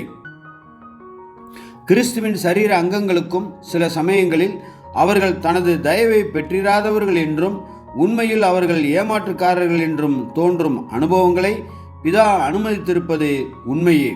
ஆனால் கர்த்தரின் உண்மையான சீசர்கள் அவரோடு இருதயபூர்வமான ஒற்றுமையை கொண்டிருந்தனர். வெளிப்புற சோதனைகள் மற்றும் தர்ம சங்கடங்கள் அந்த ஒற்றுமையை உடைக்க முடியாது. எதிர்மறையான சூழ்நிலைகள் மற்றும் துன்பங்கள் வந்தாலும் அவர்களின் அன்பு உறுதியாகவும் தணிக்க முடியாததாகவும் இருந்தது. அதேபோல் ஒரே ஆவியில் இருதயபூர்வமான ஒற்றுமையுடன் இருக்கும் அவருடைய சகோதர சகோதரிகளும் மிகுந்த சோதனைகள் மற்றும் எதிர்மறையான சூழ்நிலைகளிலும் உண்மையாக இருப்பார்கள். ஏனெனில் அவர்கள் ஒரே ஆவியை, சகோதரர்கள் மீதான அன்பின் ஆவியை கொண்டுள்ளனர். மேலும் இந்த அன்பின் ஆவியின் மூலம் அவர்கள் ஒருவரையொருவர் ஒரே சரீரத்தின் அங்கங்களாக அடையாளம் கண்டுகொள்ள முடிகின்றது. நமது கர்த்தர் தாமே உபத்திரவங்களுக்குள் காணப்படும் போது அவர் மற்றவர்களுடைய நலன் கருதி யோசித்து கொண்டிருப்பதில் விளங்கும் அவருடைய இரக்கம் கொள்ளும் சுபாவத்தை குறித்து எத்துணை ஆழமாய் உணர முடிகின்றது. அவருடைய சொந்த வியாகுலங்கள் அவர் தம் தாய் குறித்து சிந்திப்பதற்கும் அவளை அன்பான சீசனாகிய யோவானின் பராமரிப்பில் விடுவதற்கும் சொல்வதற்கும் அவர்களுக்கான ஏற்பாடுகளை செய்வதற்கும் தடை விதிக்கவில்லை. யோவான் மரியாளை பராமரிக்க தேர்ந்தெடுக்கப்பட்டதை நாம் கவனிக்க வேண்டும். அவர் தேர்ந்தெடுக்கப்படுவதற்கான காரணம் முதலாவதாக அவருடைய அன்பான சுபாவம், இரண்டாவதாக கர்த்தருக்கும் சத்தியத்திற்கும் அவர் கொண்டிருக்கும் வைராக்கியம் மற்றும் மூன்றாவதாக தன்னுடைய ஜீவனை பணயம் வைத்து யோவான் மரித்து கொண்டிருக்கும் போதகரின் இறுதி தருணங்களில் அவர் அருகே காணப்படத்தக்கதாக தைரியமாக முன்னேறி வந்தது என்பவைகள் போன்றதுதான் என்பதில் ஐயமில்லை. இந்த மூன்று விஷயங்களும் கர்த்தர் அங்கீகரிக்கும் விஷயங்கள் என நாம் கவனிக்க கடவோம். மேலும் இவைகளை கவனித்த பிற்பாடு அவைகளை நமக்குள் விருத்தி செய்ய நாடியிருப்போமாக. மேலும் இதன் விளைவாக அன்று காணப்பட்ட அதே போதகரால் ஊழியம் புரிவதற்கான விசேஷித்த வாய்ப்புகளால் நாம் அருளப்படுவோமாக. ரீபிரின்ஸ் நம்பர் 2473. பல்வேறு பதிவுகள் கூறும் சம்பவங்கள் தொகுக்கப்பட்டு சிலுவையின் 7 வார்த்தைகள் என அழைக்கப்படுகின்றது. ரீபிரின்ஸ் நம்பர் 2473. பிதாவே, இவர்களுக்கு மன்னியும், தாங்கள் செய்கிறது இன்னதென்று அறியாது இருக்கிறார்களே. லூக்கா 23:34. இவ்வார்த்தைகள் உண்மையில் கர்த்தருடைய சத்துருக்கள் குறித்து அவர் கொண்டிருக்கும் உணர்வை வெளிப்படுத்தினாலும் பழைய கிரேக்க மூலப்பிரதிகளில் இவ்வார்த்தைகள் காணப்படுவதில்லை என்பதை இங்கு நாம் குறிப்பிடுவது சரியானதாக காணப்படும். இன்றைக்கு நீ என்னோட கூட பரதேசில் இருப்பாய் என்று மெய்யாகவே உனக்கு சொல்லுகிறேன். லூக்கா 23:43. ஸ்திரீயே, இதோ உன் மகன், இதோ உன் தாய். யோவான் 19:26-27. என் தேவனே, என் தேவனே, ஏன் என்னை கைவிட்டீர்? மார்க் 15:34. நான் தாகமாக இருக்கிறேன். யோவான் 19:28. எல்லாம் முடிந்தது. யோவான் 19:30. பிதாவே, உமது கைகளில் என் ஆவியை ஒப்புவிக்கிறேன். லூக்கா 23:46. அவர் வையப்படும் போது பதில் வையாமலும் பாடுபடும்போது பயமுறுத்தாமலும் நியாயமாய் தீர்ப்பு செய்கிறவருக்கு தம்மை ஒப்புவித்தார். 1 பேதுரு 2:23. வையப்பட்டதான சூழ்நிலையின் கீழான நமது கர்த்தருடைய பொறுமையை அப்போஸ்தலன் நமக்கு மாதிரியாக சுட்டி காண்பிக்கின்றார். அவர் வையப்படும் போது பதில் வையாமல் இருந்தார். தம்மை துன்புறுத்துகிறவர்களை குத்தும் விதமாக அநேகம் உண்மையுள்ள விஷயங்களை வைத்து நமது கர்த்தரால் பதில் கொடுத்திருக்க முடியும். அவரது பொறுமைக்கான இரகசியமானது பிலாத்துவினிடத்திலான அவரது வார்த்தைகளில் வெளிப்படுத்தப்பட்டுள்ளது. பரத்திலிருந்து உமக்கு கொடுக்கப்படாதிருந்தால் என்மேல் உமக்கு ஒரு அதிகாரம் இராது எனும் வார்த்தைகளில் வெளிப்படுத்தப்பட்டுள்ளது. இதே கருத்துதான் பிதா எனக்கு கொடுத்த பாத்திரத்தில் நான் பானம் பண்ணாதிருப்பேனோ என்ற வார்த்தைகளிலும் வெளிப்படுத்தப்பட்டுள்ளது. இதே போலவே கர்த்தருக்கான நம்முடைய அர்ப்பணமானது எந்த அளவுக்கு முற்றும் முழுமையானதாக காணப்படுகின்றதோ மற்றும் நீதிமானுடைய நடைகள் கர்த்தரால் உறுதிப்படும் என்பதை நாம் எந்த அளவுக்கு உணர்ந்து கொள்கின்றோமோ அந்த அளவுக்கு நாம் பொறுமையுடனும் கோபம் கொள்ளாமலும் வைதலையும் துன்புறுத்தல்களையும் ஏற்றுக்கொள்ள முடிகிறவர்களாக இருப்போம். சங்கீதம் 37:23. ரீபிரின்ஸ் நம்பர் 3371. 6 மணி நேரம் முதல் 9 மணி நேரம் வரைக்கும் பூமி எங்கும் அந்தகாரம் உண்டாயிற்று. மார்க் 15:33. நமது கர்த்தர் காலை 9 மணி அளவு சிலுவையில் அறையப்பட்டார். நிழலில் காணப்பட்ட வேலைக்கு பொருத்தமாகவே பல காரியங்கள் சம்பவித்தது. ஏனெனில் இந்த வேலைதான் அன்றாட காலை பழி செலுத்துவதற்கான வேலையாக இருந்தது. 6 மணி நேரங்கள் பிற்பாடே பிற்பகல் 3 மணி அளவு, அதாவது யூதர்கள் வழக்கத்தின்படியான 9 மணி வேளையில் கர்த்தர் மரித்தார். இதுவும் நிழலில் உள்ள வேலைக்கு பொருத்தமானதாக இருந்தது. ஏனெனில் இந்த 9 மணி வேலைதான் அன்றாட மாலை பழி செலுத்துவதற்கான வேலையாக இருந்தது. 6 மணி வேளையிலிருந்து 9 மணி வேலை வரையிலும் தேசத்தை மூடியிருந்த இருளானது இயற்கைக்கு அப்பாற்பட்ட இருளாகும். ஏனெனில் பஸ்கா காலங்களில் காணப்படும் பௌர்ணமி அன்று சூரிய கிரணம் ஏற்படுவது சாத்தியமற்ற ஒன்றாகும். இது சந்தேகத்திற்கு இடமின்றி தெய்வீக கோபத்திற்கான வெளிப்பாடாக இருந்தது.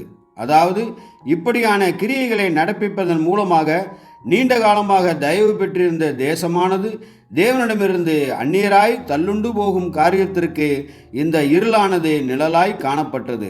ரீபிரின்ஸ் நம்பர் 2316 மற்றும் ரீபிரின்ஸ் நம்பர் 1816. 9 மணி நேரத்திலே இயேசு ஏலோயி ஏலோயி லாமா சபக்தானி என்று மிகுந்த சத்தமிட்டு கூப்பிட்டார். அதற்கு என் தேவனே, என் தேவனே, ஏன் என்னை கைவிட்டீர் என்று அர்த்தமாம். மார்க் 15:34. இயேசுவினுடைய அனுபவங்களுடைய இறுதிக்கட்டத்தில் மாலை 3 மணி அளவில் அவர் மிகுந்த சத்தமிட்டு கூப்பிட்டார். இப்படி அவர் கூப்பிட்ட காரியமானது அவரிடத்தில் இன்னும் சத்துவம் சக்தி இருந்ததை சுட்டி காட்டுகின்றதாய் இருக்கின்றது. என் தேவனே, என் தேவனே, ஏன் என்னை கைவிட்டீர் என்று அவர் சத்தமிட்டார். கெத்சமனே தோட்டத்தில் இருக்கையில் அவர் பிதாவுக்கு பிரியமாக காணப்படுகின்றார் என்ற உறுதியை பெற்றுக்கொண்ட நேரம் முதற்கொண்டு இரவிலும் காலையிலுமான அனுபவங்கள் அனைத்தின் மத்தியிலும் நமது கர்த்தர் மிகவும் சாந்தத்துடனும் மன அமைதியுடனும் காணப்பட்டார். அவருடைய அனுபவங்களினுடைய இறுதி கட்டங்களின் போது ஏன் இப்படியாக அவருடைய இருதயத்திற்கும் மற்றும் பிதாவுக்கும் இடையில் இவ்வளவு இருளான ஒரு மேகம், ஒரு நிழல் காணப்பட வேண்டும்? வேறெந்த நேரங்களிலும் தேவைப்படாத அளவுக்கு பிதாவுடைய நேசமும் பிரியமுமான குமாரனுக்கு ஆறுதலும் பலமும் பிதாவுடைய அன்பும் தயவும் உள்ளது என்பதான தெளிவான உணர்ந்து கொள்ளுதல் தொடர்ந்து காணப்படுவதும் அவசியமான ஒரு தருணத்தில் இப்படி மேகம் இடையே வருவதற்கு ஏன் பிதா அனுமதித்திட வேண்டும்? மரிக்கும்போது போதகருடைய கூக்குரலானது போதகர் எந்த அளவுக்கு முழுமையாய் பாவியினுடைய தண்டனையை அனுபவித்திட்டார் என்பதையும் நமக்கு சுட்டி காட்டுகின்றதாய் இருக்கின்றது. பாவத்திற்கான தண்டனை என்பது மரித்து போவதாக மாத்திரம் காணப்படாமல் இன்னுமாக தேவனுடனான ஐக்கியத்திலிருந்து துண்டிக்கப்படுதலையும் உள்ளடக்குகின்றதாய் இருக்கின்றது. பாவியினுடைய ஸ்தானத்தை எடுக்கும் இயேசு ஒரு கணமாயிலும் பாவியினுடைய உறவு துண்டிக்கப்பட்ட அந்நியனாக்கப்பட்ட நிலையினை முழுமையாக அனுபவித்தாக வேண்டும். ரீஃபரன்ஸ் நம்பர் 3371 மற்றும் ரீஃபரன்ஸ் நம்பர் 5578. என் ஆகாரத்தில் கசப்பு கலந்து கொடுத்தார்கள், என் தாகத்துக்கு காடியை குடிக்க கொடுத்தார்கள். சங்கீதம் 69:21. மற்றொரு வேத வாக்கியமும் நிறைவேற வேண்டியிருந்தது. சிலுவையில் அறையப்படுதலின் காரணமாக ஏற்படக்கூடிய காய்ச்சல் அதிகமாகிக் கொண்டிருக்கும் பொழுது அவருக்கு கொஞ்சம் நேரமாகவே தாகம் எடுத்துக்கொண்டிருந்தது. ஆனால் தம்மை குறித்த வேத வாக்கியமானது நிறைவேறுவதற்குரிய தருணத்தை கொடுக்கத்தக்கதாக தாகத்தை வெளிப்படுத்துவதற்கான வேலை இப்பொழுது வந்தது. கசப்பு கலந்த காடி அவருக்கு கொடுக்கப்பட்டது. இது அவருக்கு பாதிப்பை உண்டாக்குவதற்காக கொடுக்கப்படாமல் மாறாக இரக்கம் பாராட்டுதலாய் கொடுக்கப்பட்டது. இந்த கலவை பானமானது ஓரளவுக்கு தாகத்தை தணிப்பதாக எண்ணப்படுகின்றது. Reference number 3560. அதன் பின்பு எல்லாம் முடிந்தது என்று இயேசு அறிந்து வேத வாக்கியம் நிறைவேறத்தக்கதாக தாகமாயிருக்கிறேன் என்றார். காடி நிறைந்த பாத்திரம் அங்கே வைக்கப்பட்டிருந்தது. அவர்கள் கடற்காளானை காடியிலே தோய்த்து ஈசோப்பு தண்டில் மாட்டி அவர் வாயினிடத்தில் நீட்டி கொடுத்தார்கள். இயேசு காடியை வாங்கின பின்பு முடிந்தது என்று சொல்லி தலையை சாய்த்து ஆவியை ஒப்பு கொடுத்தார். யோவான் 19:28 முதல் 30 வரை. சூரியன் இருளடைந்தது. தேவாலயத்தின் திரைச்சீலை நடுவில் இரண்டாக கிழிந்தது. லூக்கா 23:45. நமது கர்த்தருடைய மரணத்தின் போது பல விஷயங்கள் நடந்ததாக பதிவு செய்யப்பட்டுள்ளது. சிலுவைக்கு அருகில் காணப்பட்ட நிலப்பகுதியை பூமி அதிர்ச்சியானது அசைய பண்ணினது மற்றும் எருசலேமில் உள்ள ஆலயத்தில் பரிசுத்த ஸ்தலத்தையும் மகா பரிசுத்த ஸ்தலத்தையும் பிரித்திட்டதான மாபெரும் திரைச்சீலையானது கிழிந்தது. அதுவும் தேய்மானத்தின் காரணமாக கிழிவது போன்று கீழிருந்து மேல் கிழியாமல் மாறாக மேலிருந்து கீழாக கிழிந்து, இப்படியாக இக்காரியம் தெய்வீக வல்லமையினுடைய வெளிப்படுத்தல் என்பதை சுட்டிக்காட்டினது. இந்த திரைச்சீலையானது 60 அடி நீளம் கொண்டதாகவும் 30 அடி அகலம் கொண்டதாக 4 அங்குலம் பருமன் கொண்டதாகவும் விவரிக்கப்பட்டுள்ளது. இது வெண்மை, சிவப்பு மற்றும் இரத்தாம்பரம் நிறங்கள் கொண்ட அருமையான பாபிலோனிய கலை வேலைப்பாடு கொண்டதென ஜோசபஸ் அவர்கள் விவரித்துள்ளார். இந்த திரைச்சீலை இரண்டாக கிழிந்தது என்பது பரலோகத்திற்கும் உலகில் பரலோக நிலைமையில் காணப்படுகிறவர்களுக்கும் இடையில் வழி திறக்கப்படுவதை அடையாளமாக தெரிவிக்கின்றதாய் இருக்கின்றது. கிறிஸ்து தம்முடைய மாம்சத்தை பலி செலுத்தினதின் வாயிலாக திரையின் வழியாய் நமக்கு புதியதும் ஜீவனுமான மார்க்கத்தை உண்டு பண்ணினார். உண்மை விசுவாசிகளானவர்கள் இப்பொழுது பரிசுத்த ஸ்தலத்திலோ அல்லது 2 அறைகளில் உள்ள முதலாம் பாகத்திலோ ஆசாரியர்களாய் இயேசுவின் அங்கத்தினர்களாய் காணப்படுபவர்களாக அடையாளப்படுத்தப்படுகின்றனர். இங்கு குத்து விளக்கினுடைய வெளிச்சத்தின் மூலமாகவும் பொன் மேசையில் உள்ள அப்பத்தின் மூலமாகவும் பொன் தூபப்பீடத்தில் நாம் செலுத்துவதற்கு அனுமதிக்கப்பட்டதான சுகந்த தூப வர்க்கங்கள் மூலமாகவும் நமக்கு தேவனுடன் ஐக்கியம் காணப்படுகின்றது.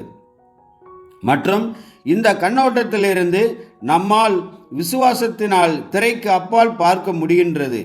தேவனை நினைவு கூறுகிறவர்களுக்கும் அவருடைய தீர்மானத்தின்படி அழைக்கப்பட்டவர்களுக்கும், அதாவது தலையும் சரீரமுமான கிறிஸ்துவுக்கு அவர் வைத்துள்ளதான பரலோக ஆசீர்வாதங்களை ஆகிலும் கனநேரம் நோக்க முடிகின்றது. Reference number 3371.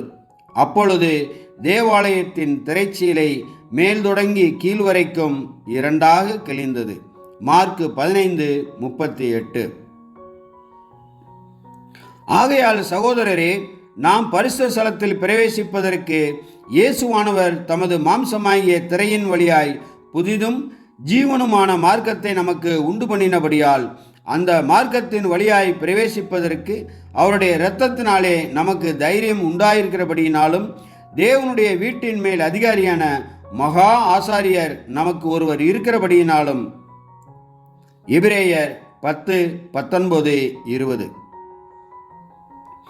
இயேசு, பிதாவே, உமது கைகளில் என் ஆவியை ஒப்புவிக்கிறேன் என்று மகா சத்தமாய் கூப்பிட்டு சொன்னார்.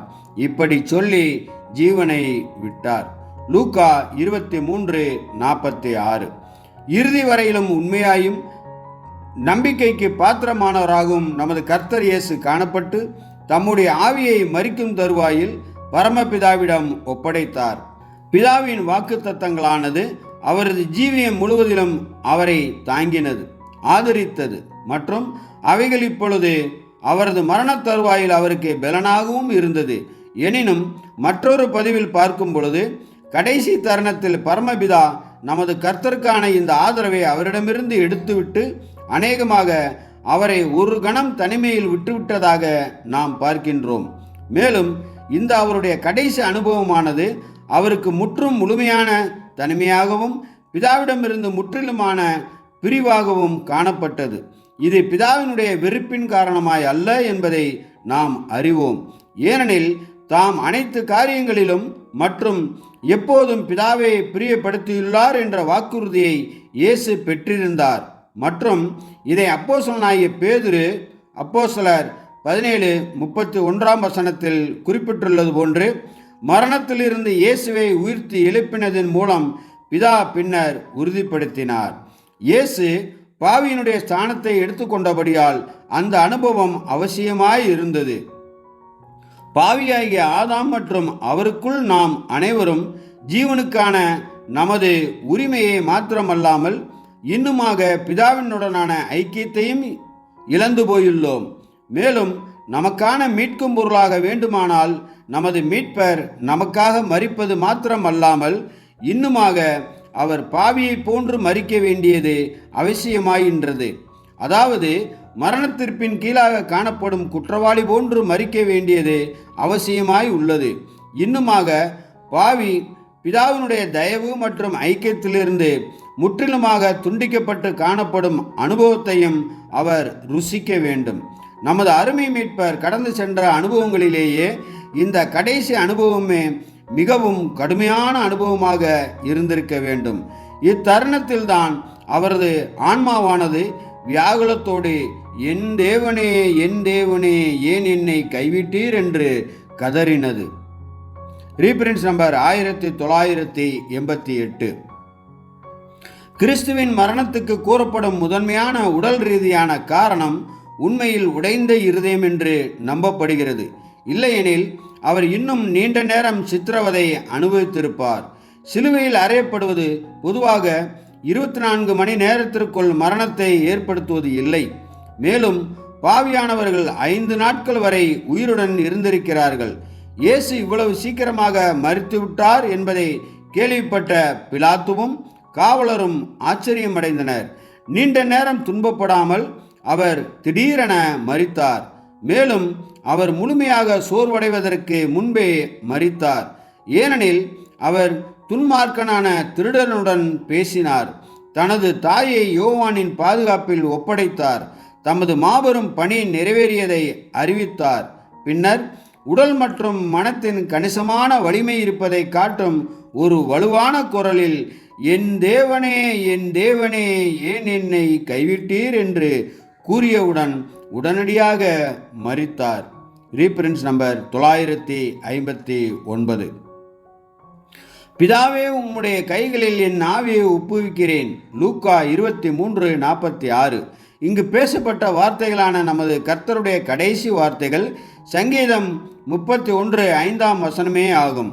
வேறு வார்த்தைகளில் சொல்ல வேண்டுமெனில் அவர் இவ்விதமாகவே தம்மை சத்தியம் மற்றும் கிருபையின் பிதாவினிடத்தில் ஒப்பு கொடுப்பார் என்பது ஏற்கனவே முன்னுரைக்கப்பட்டுள்ளது. நமது கர்த்தர் அநேகம் பாவிகளுக்கான ஈடுபலியாக தம்முடைய மனுஷீக ஜீவனை ஒப்பு கொடுப்பதை நிறைவேற்றி கொண்டிருந்தார். அவருடைய விசுவாசம், கீழ்ப்படிதல் மற்றும் பலிக்கான பலனாக அவருக்கு உயர்வான தளத்தில் ஒரு புதிய ஜீவனை பிதா அவருக்கு வாக்களித்துள்ளார். இந்த புதிய ஜீவன் அல்லது புதிய சிருஷ்டியாகிய ஜீவன் நமது கர்த்தருடைய ஞானஸ்நானத்தின் போது அவர் பரிசுத்த ஆவியை பெற்றபோது அவருக்குள் ஆரம்பித்தது என எண்ணப்படுகின்றது. மேலும் இந்த புதிய ஜீவனானது அவருடைய ஊழியத்தின் நாட்களிலும் மாம்சத்திற்கு அவர் நித்தமும் மரித்து கொண்டிருக்கும் போதும் அவருக்குள் தொடர்ந்து காணப்பட்டதாகவும் வளர்ந்து கொண்டு வந்ததாகவும் எண்ணப்பட்டது. வெளிமனுஷன் மரித்து கொண்டே இருக்கையில் உள்ளான புது சிருஷ்டியோ நாளுக்கு நாள் புதிதாக்கப்பட்டு கொண்டிருந்தது.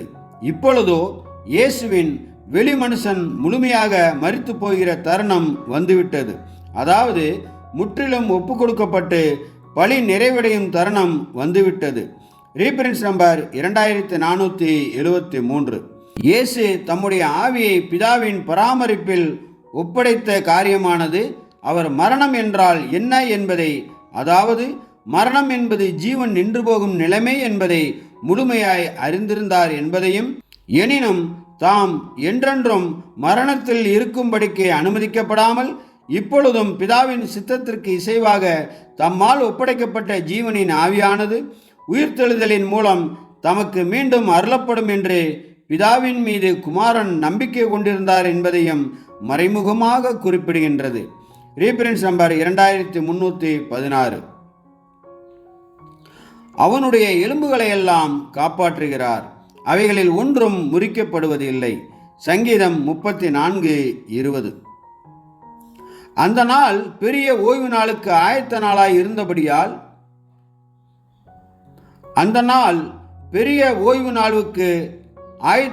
இருந்தபடியால் உடல்கள் அந்த ஓய்வு நாளிலே சிலுவைகளில் இராதபடிக்கு யூதர்கள் பிலாத்துவினிடத்தில் போய் அவர்களுடைய கால் எலும்புகளை முறிக்கும்படிக்கும் உடல்களை எடுத்து போடும்படிக்கும் உத்தரவு கேட்டுக்கொண்டார்கள்.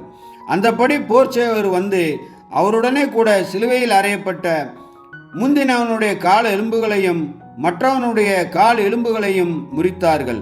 அவர்கள் இயேசுவினிடத்தில் வந்து அவர் மரித்திருக்கிறதை கண்டு அவருடைய கால் எலும்புகளை முறிக்கவில்லை. ஆகிலும் போர்ச்சேவகரில் ஒருவன் ஈட்டியினாலே அவருடைய விழாவில் குத்தினான். உடனே இரத்தமும் தண்ணீரும் புறப்பட்டது. அதை கண்டவன் சாட்சி கொடுக்கிறான். அவனுடைய சாட்சி மெய்யாய் இருக்கிறது. நீங்கள் விசுவாசிக்கும்படி தான் சொல்லுகிறது மெய்யென்றே அவன் அறிந்திருக்கிறான். அவருடைய எலும்புகளில் ஒன்றும் முறிக்கப்படுவதில்லை என்கிற வேத வாக்கியம் நிறைவேறும்படி இவைகள் நடந்தது.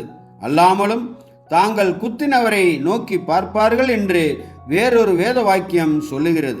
யோவான் 19:31-37 முடிய. இயேசு கிறிஸ்துவின் மரணம், உயிர்த்தெழுதல் மற்றும் மகிமைப்படுதல் ஆகியவை தேவனுடைய மீட்பு திட்டத்திற்கு தத்துவ ரீதியாக பார்க்கும்போது அவசியமானவை மட்டுமல்ல, ஆனால் தீர்க்க தரிசனங்களின் கண்ணோட்டத்தில் பார்க்கும்போதும் அவசியம் தெளிவாக தெரிகிறது. ஆகவே தீர்க்க தரிசிகள் கூறிய அனைத்தையும் நம்புவதில் நம்முடைய மனம் மந்தமாக இருக்கக்கூடாது. எத்தனை துல்லியமாக எல்லா தீர்க்க தரிசனங்களும் நிறைவேறி உள்ளன. ரீபிரின்ஸ் நம்பர் 1394. ஆயத்த நாளுக்கு பின்னான மறுநாளிலே பிரதான ஆசாரியரும் பரிசேயரும் பிலாத்துவினிடத்தில் கூடி வந்து, ஆண்டவனே, அந்த எத்தன் உயிரோடு இருக்கும்போது 3 நாளைக்கு பின் எழுந்திருப்பேன் என்று சொன்னது எங்களுக்கு ஞாபகம் இருக்கிறது. ஆகையால் அவனுடைய சீசர்கள் ராத்திரியிலே வந்து அவனை களவாய் கொண்டு போய் மரித்தோரிலிருந்து எழுந்தான் என்று ஜனங்களுக்கு சொல்லாதபடிக்கும், முந்தின எத்தை பார்க்கிலும் பிந்தின எத்து கொடிதாகாதபடிக்கும் நீர் 3 நாள் வரைக்கும் கல்லறையை பத்திரப்படுத்தும்படி கட்டளையிட வேண்டும் என்றார்கள். அதற்கு பிலாத்து, உங்களுக்கு காவல் சேவகர் உண்டே, போய் உங்களால் கூடிய மட்டும் பத்திரப்படுத்தி கொள்ளுங்கள் என்றான். மத்தேயு 27:62-65 வரை. அவர்கள் போய் கல்லுக்கு முத்திரை போட்டு காவல் வைத்து கல்லறையை பத்திரப்படுத்தினார்கள். மத்தேயு 27:66. சீசர்கள் கர்த்தருடைய சரீரத்தை திருடிவிடக்கூடாது என்பதற்காக கல்லறைக்கு முத்திரையிட்டு காவல் அமைத்தது பற்றிய விவரம் யூதர்களின் மத தலைவர்கள் முற்றிலும் குருடர்களாக இருந்ததை தெளிவாக காட்டுகிறது. நம்முடைய கர்த்தரின் குணாதிசயங்கள், கிரியைகள் மற்றும் போதனைகள் அவர்கள் மீது எந்தவித செல்வாக்கும் ஏற்படுத்தவில்லை.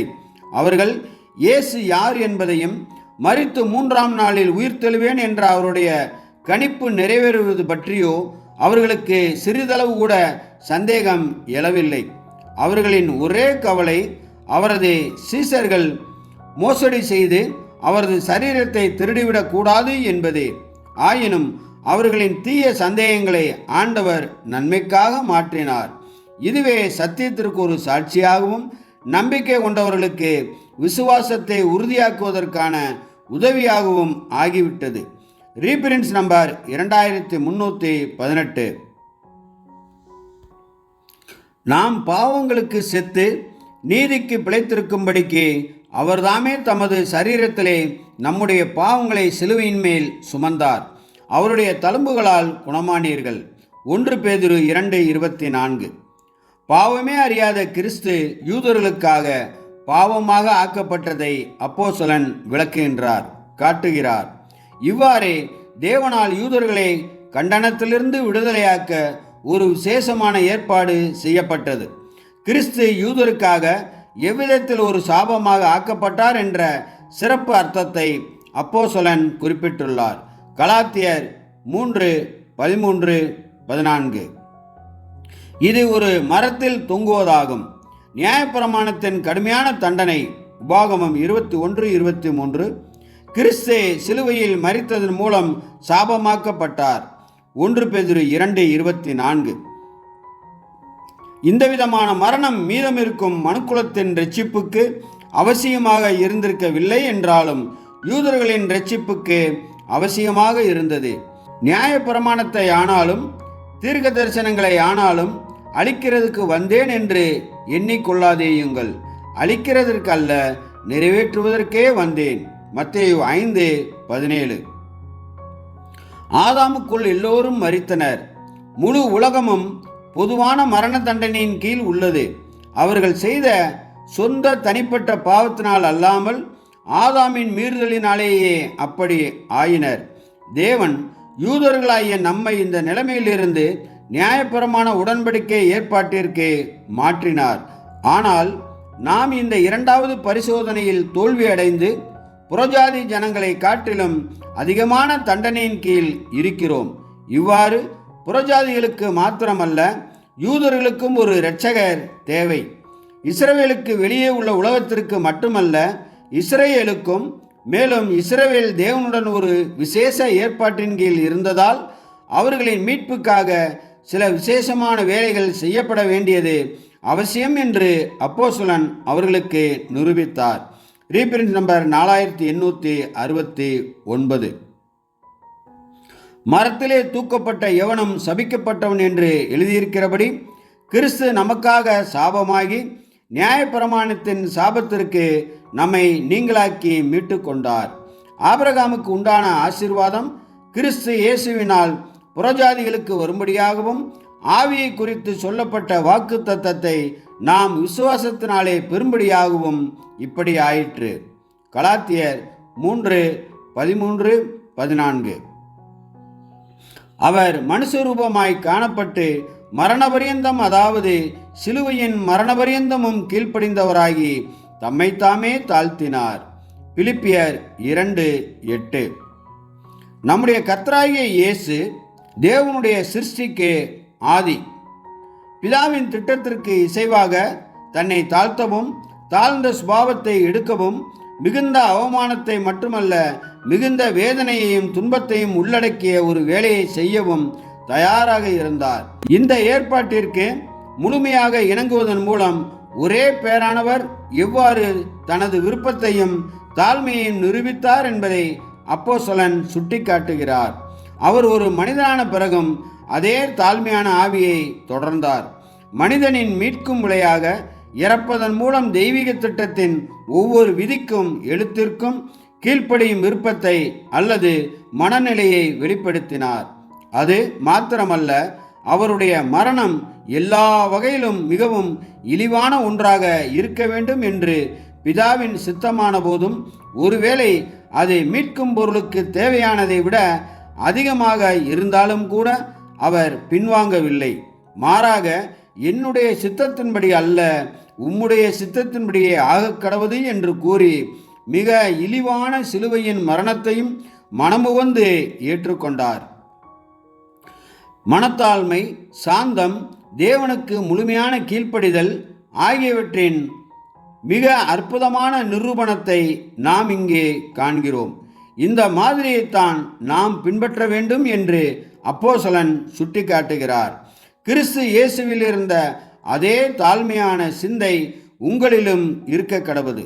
பிலிப்பியர் 2:5-10, ரீஃபரன்ஸ் நம்பர் 4928. கிறிஸ்து பாடுபட வேண்டுமென்று தேவன் தம்முடைய தீர்க்கதரிசிகள் எல்லாருடைய வாக்கினாலும் முன்னறிவித்தவைகளை இவ்விதமாய் நிறைவேற்றினார்.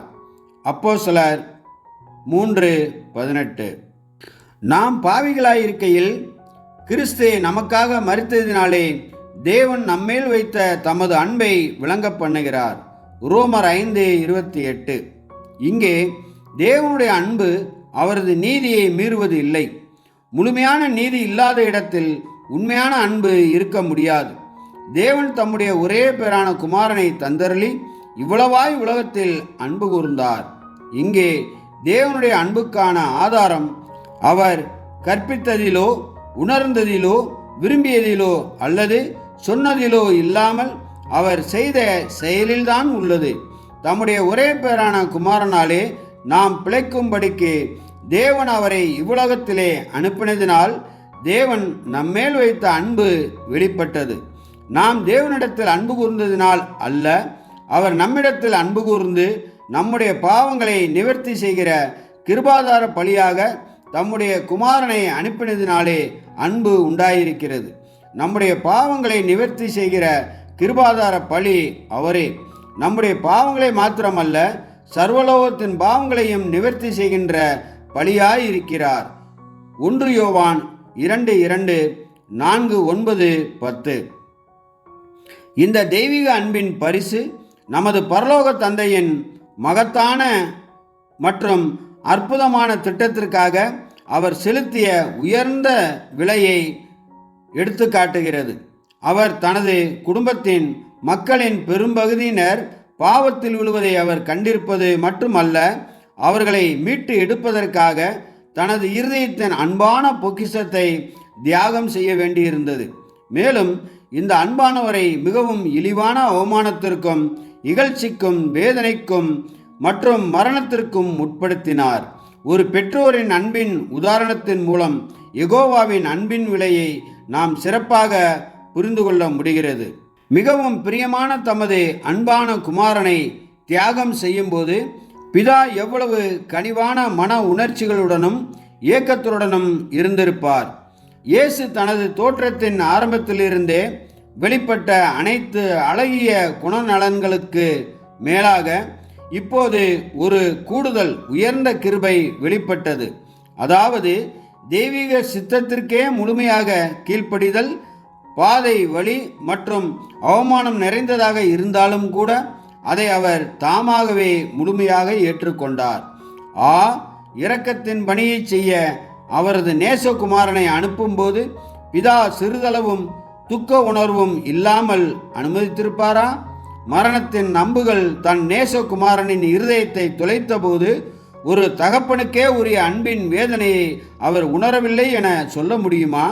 நமது அன்பின் கர்த்தர் என் ஆத்துமா மரணத்துக்கு ஏதுவான துக்கம் கொண்டிருக்கிறது என்றும், மறுபடியும் என் பிதாவே இந்த பாத்திரம் என்னை விட்டு நீங்க கூடுமானால் நீங்கும்படி செய்யும், ஆகிலும் என் சித்தத்தின்படி அல்ல உம்முடைய சித்தத்தின்படி ஆகக்கடவது என்றும் கூறியபோது அது நித்தியமானவரின் தேவனின் இருதயத்தில் இரக்க உணர்வை எழுப்பவில்லையா?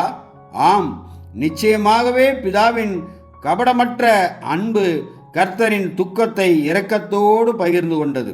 உண்மையான அன்பு அழுகிறவர்களுடனே அழுகிறது, சந்தோஷப்படுகிறவர்களுடனே சந்தோஷப்படுகிறது என்ற தெய்வீக வார்த்தையின் கொள்கை தேவனுடைய குணாதிசயத்தில் வெளிப்படுத்தப்பட்டுள்ளது. சாகாமையுள்ள யெகோவா தேவன் தாமே நமக்காக மரிக்க முடியாது.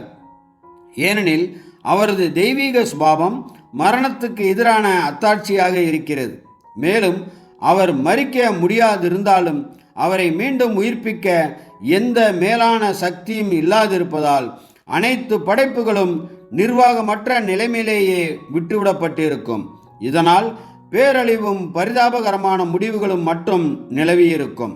ஆனால் தேவன் தம்முடைய அன்பான பிதாவின் சுபாவம் தன் அன்பிற்கு பெரும்பிலையாக தனது இருதயத்தின் பொக்கிஷமாகிய ஒரே குமாரனை தியாகம் செய்து 1 யோவான் 4:9 குறிப்பிடப்பட்டுள்ளது போல வஞ்சிக்கப்பட்ட மற்றும் விழுந்து போன சிருஷ்டிகளை நேசித்த மிகப்பெரிய அன்பை வெளிப்படுத்தினார்.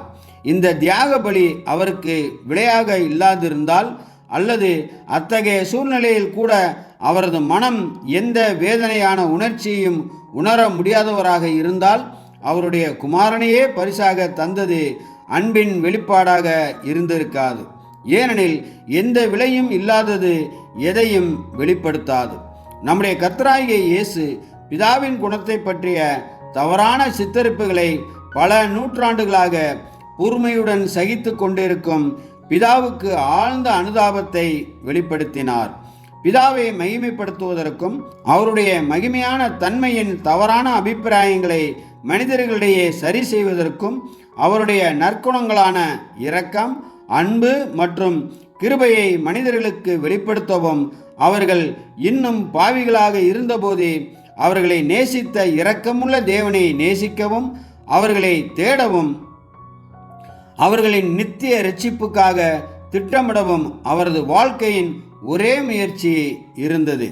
ரீஃபரன்ஸ் நம்பர் 1328 மற்றும் ரீஃபரன்ஸ் நம்பர் 1833.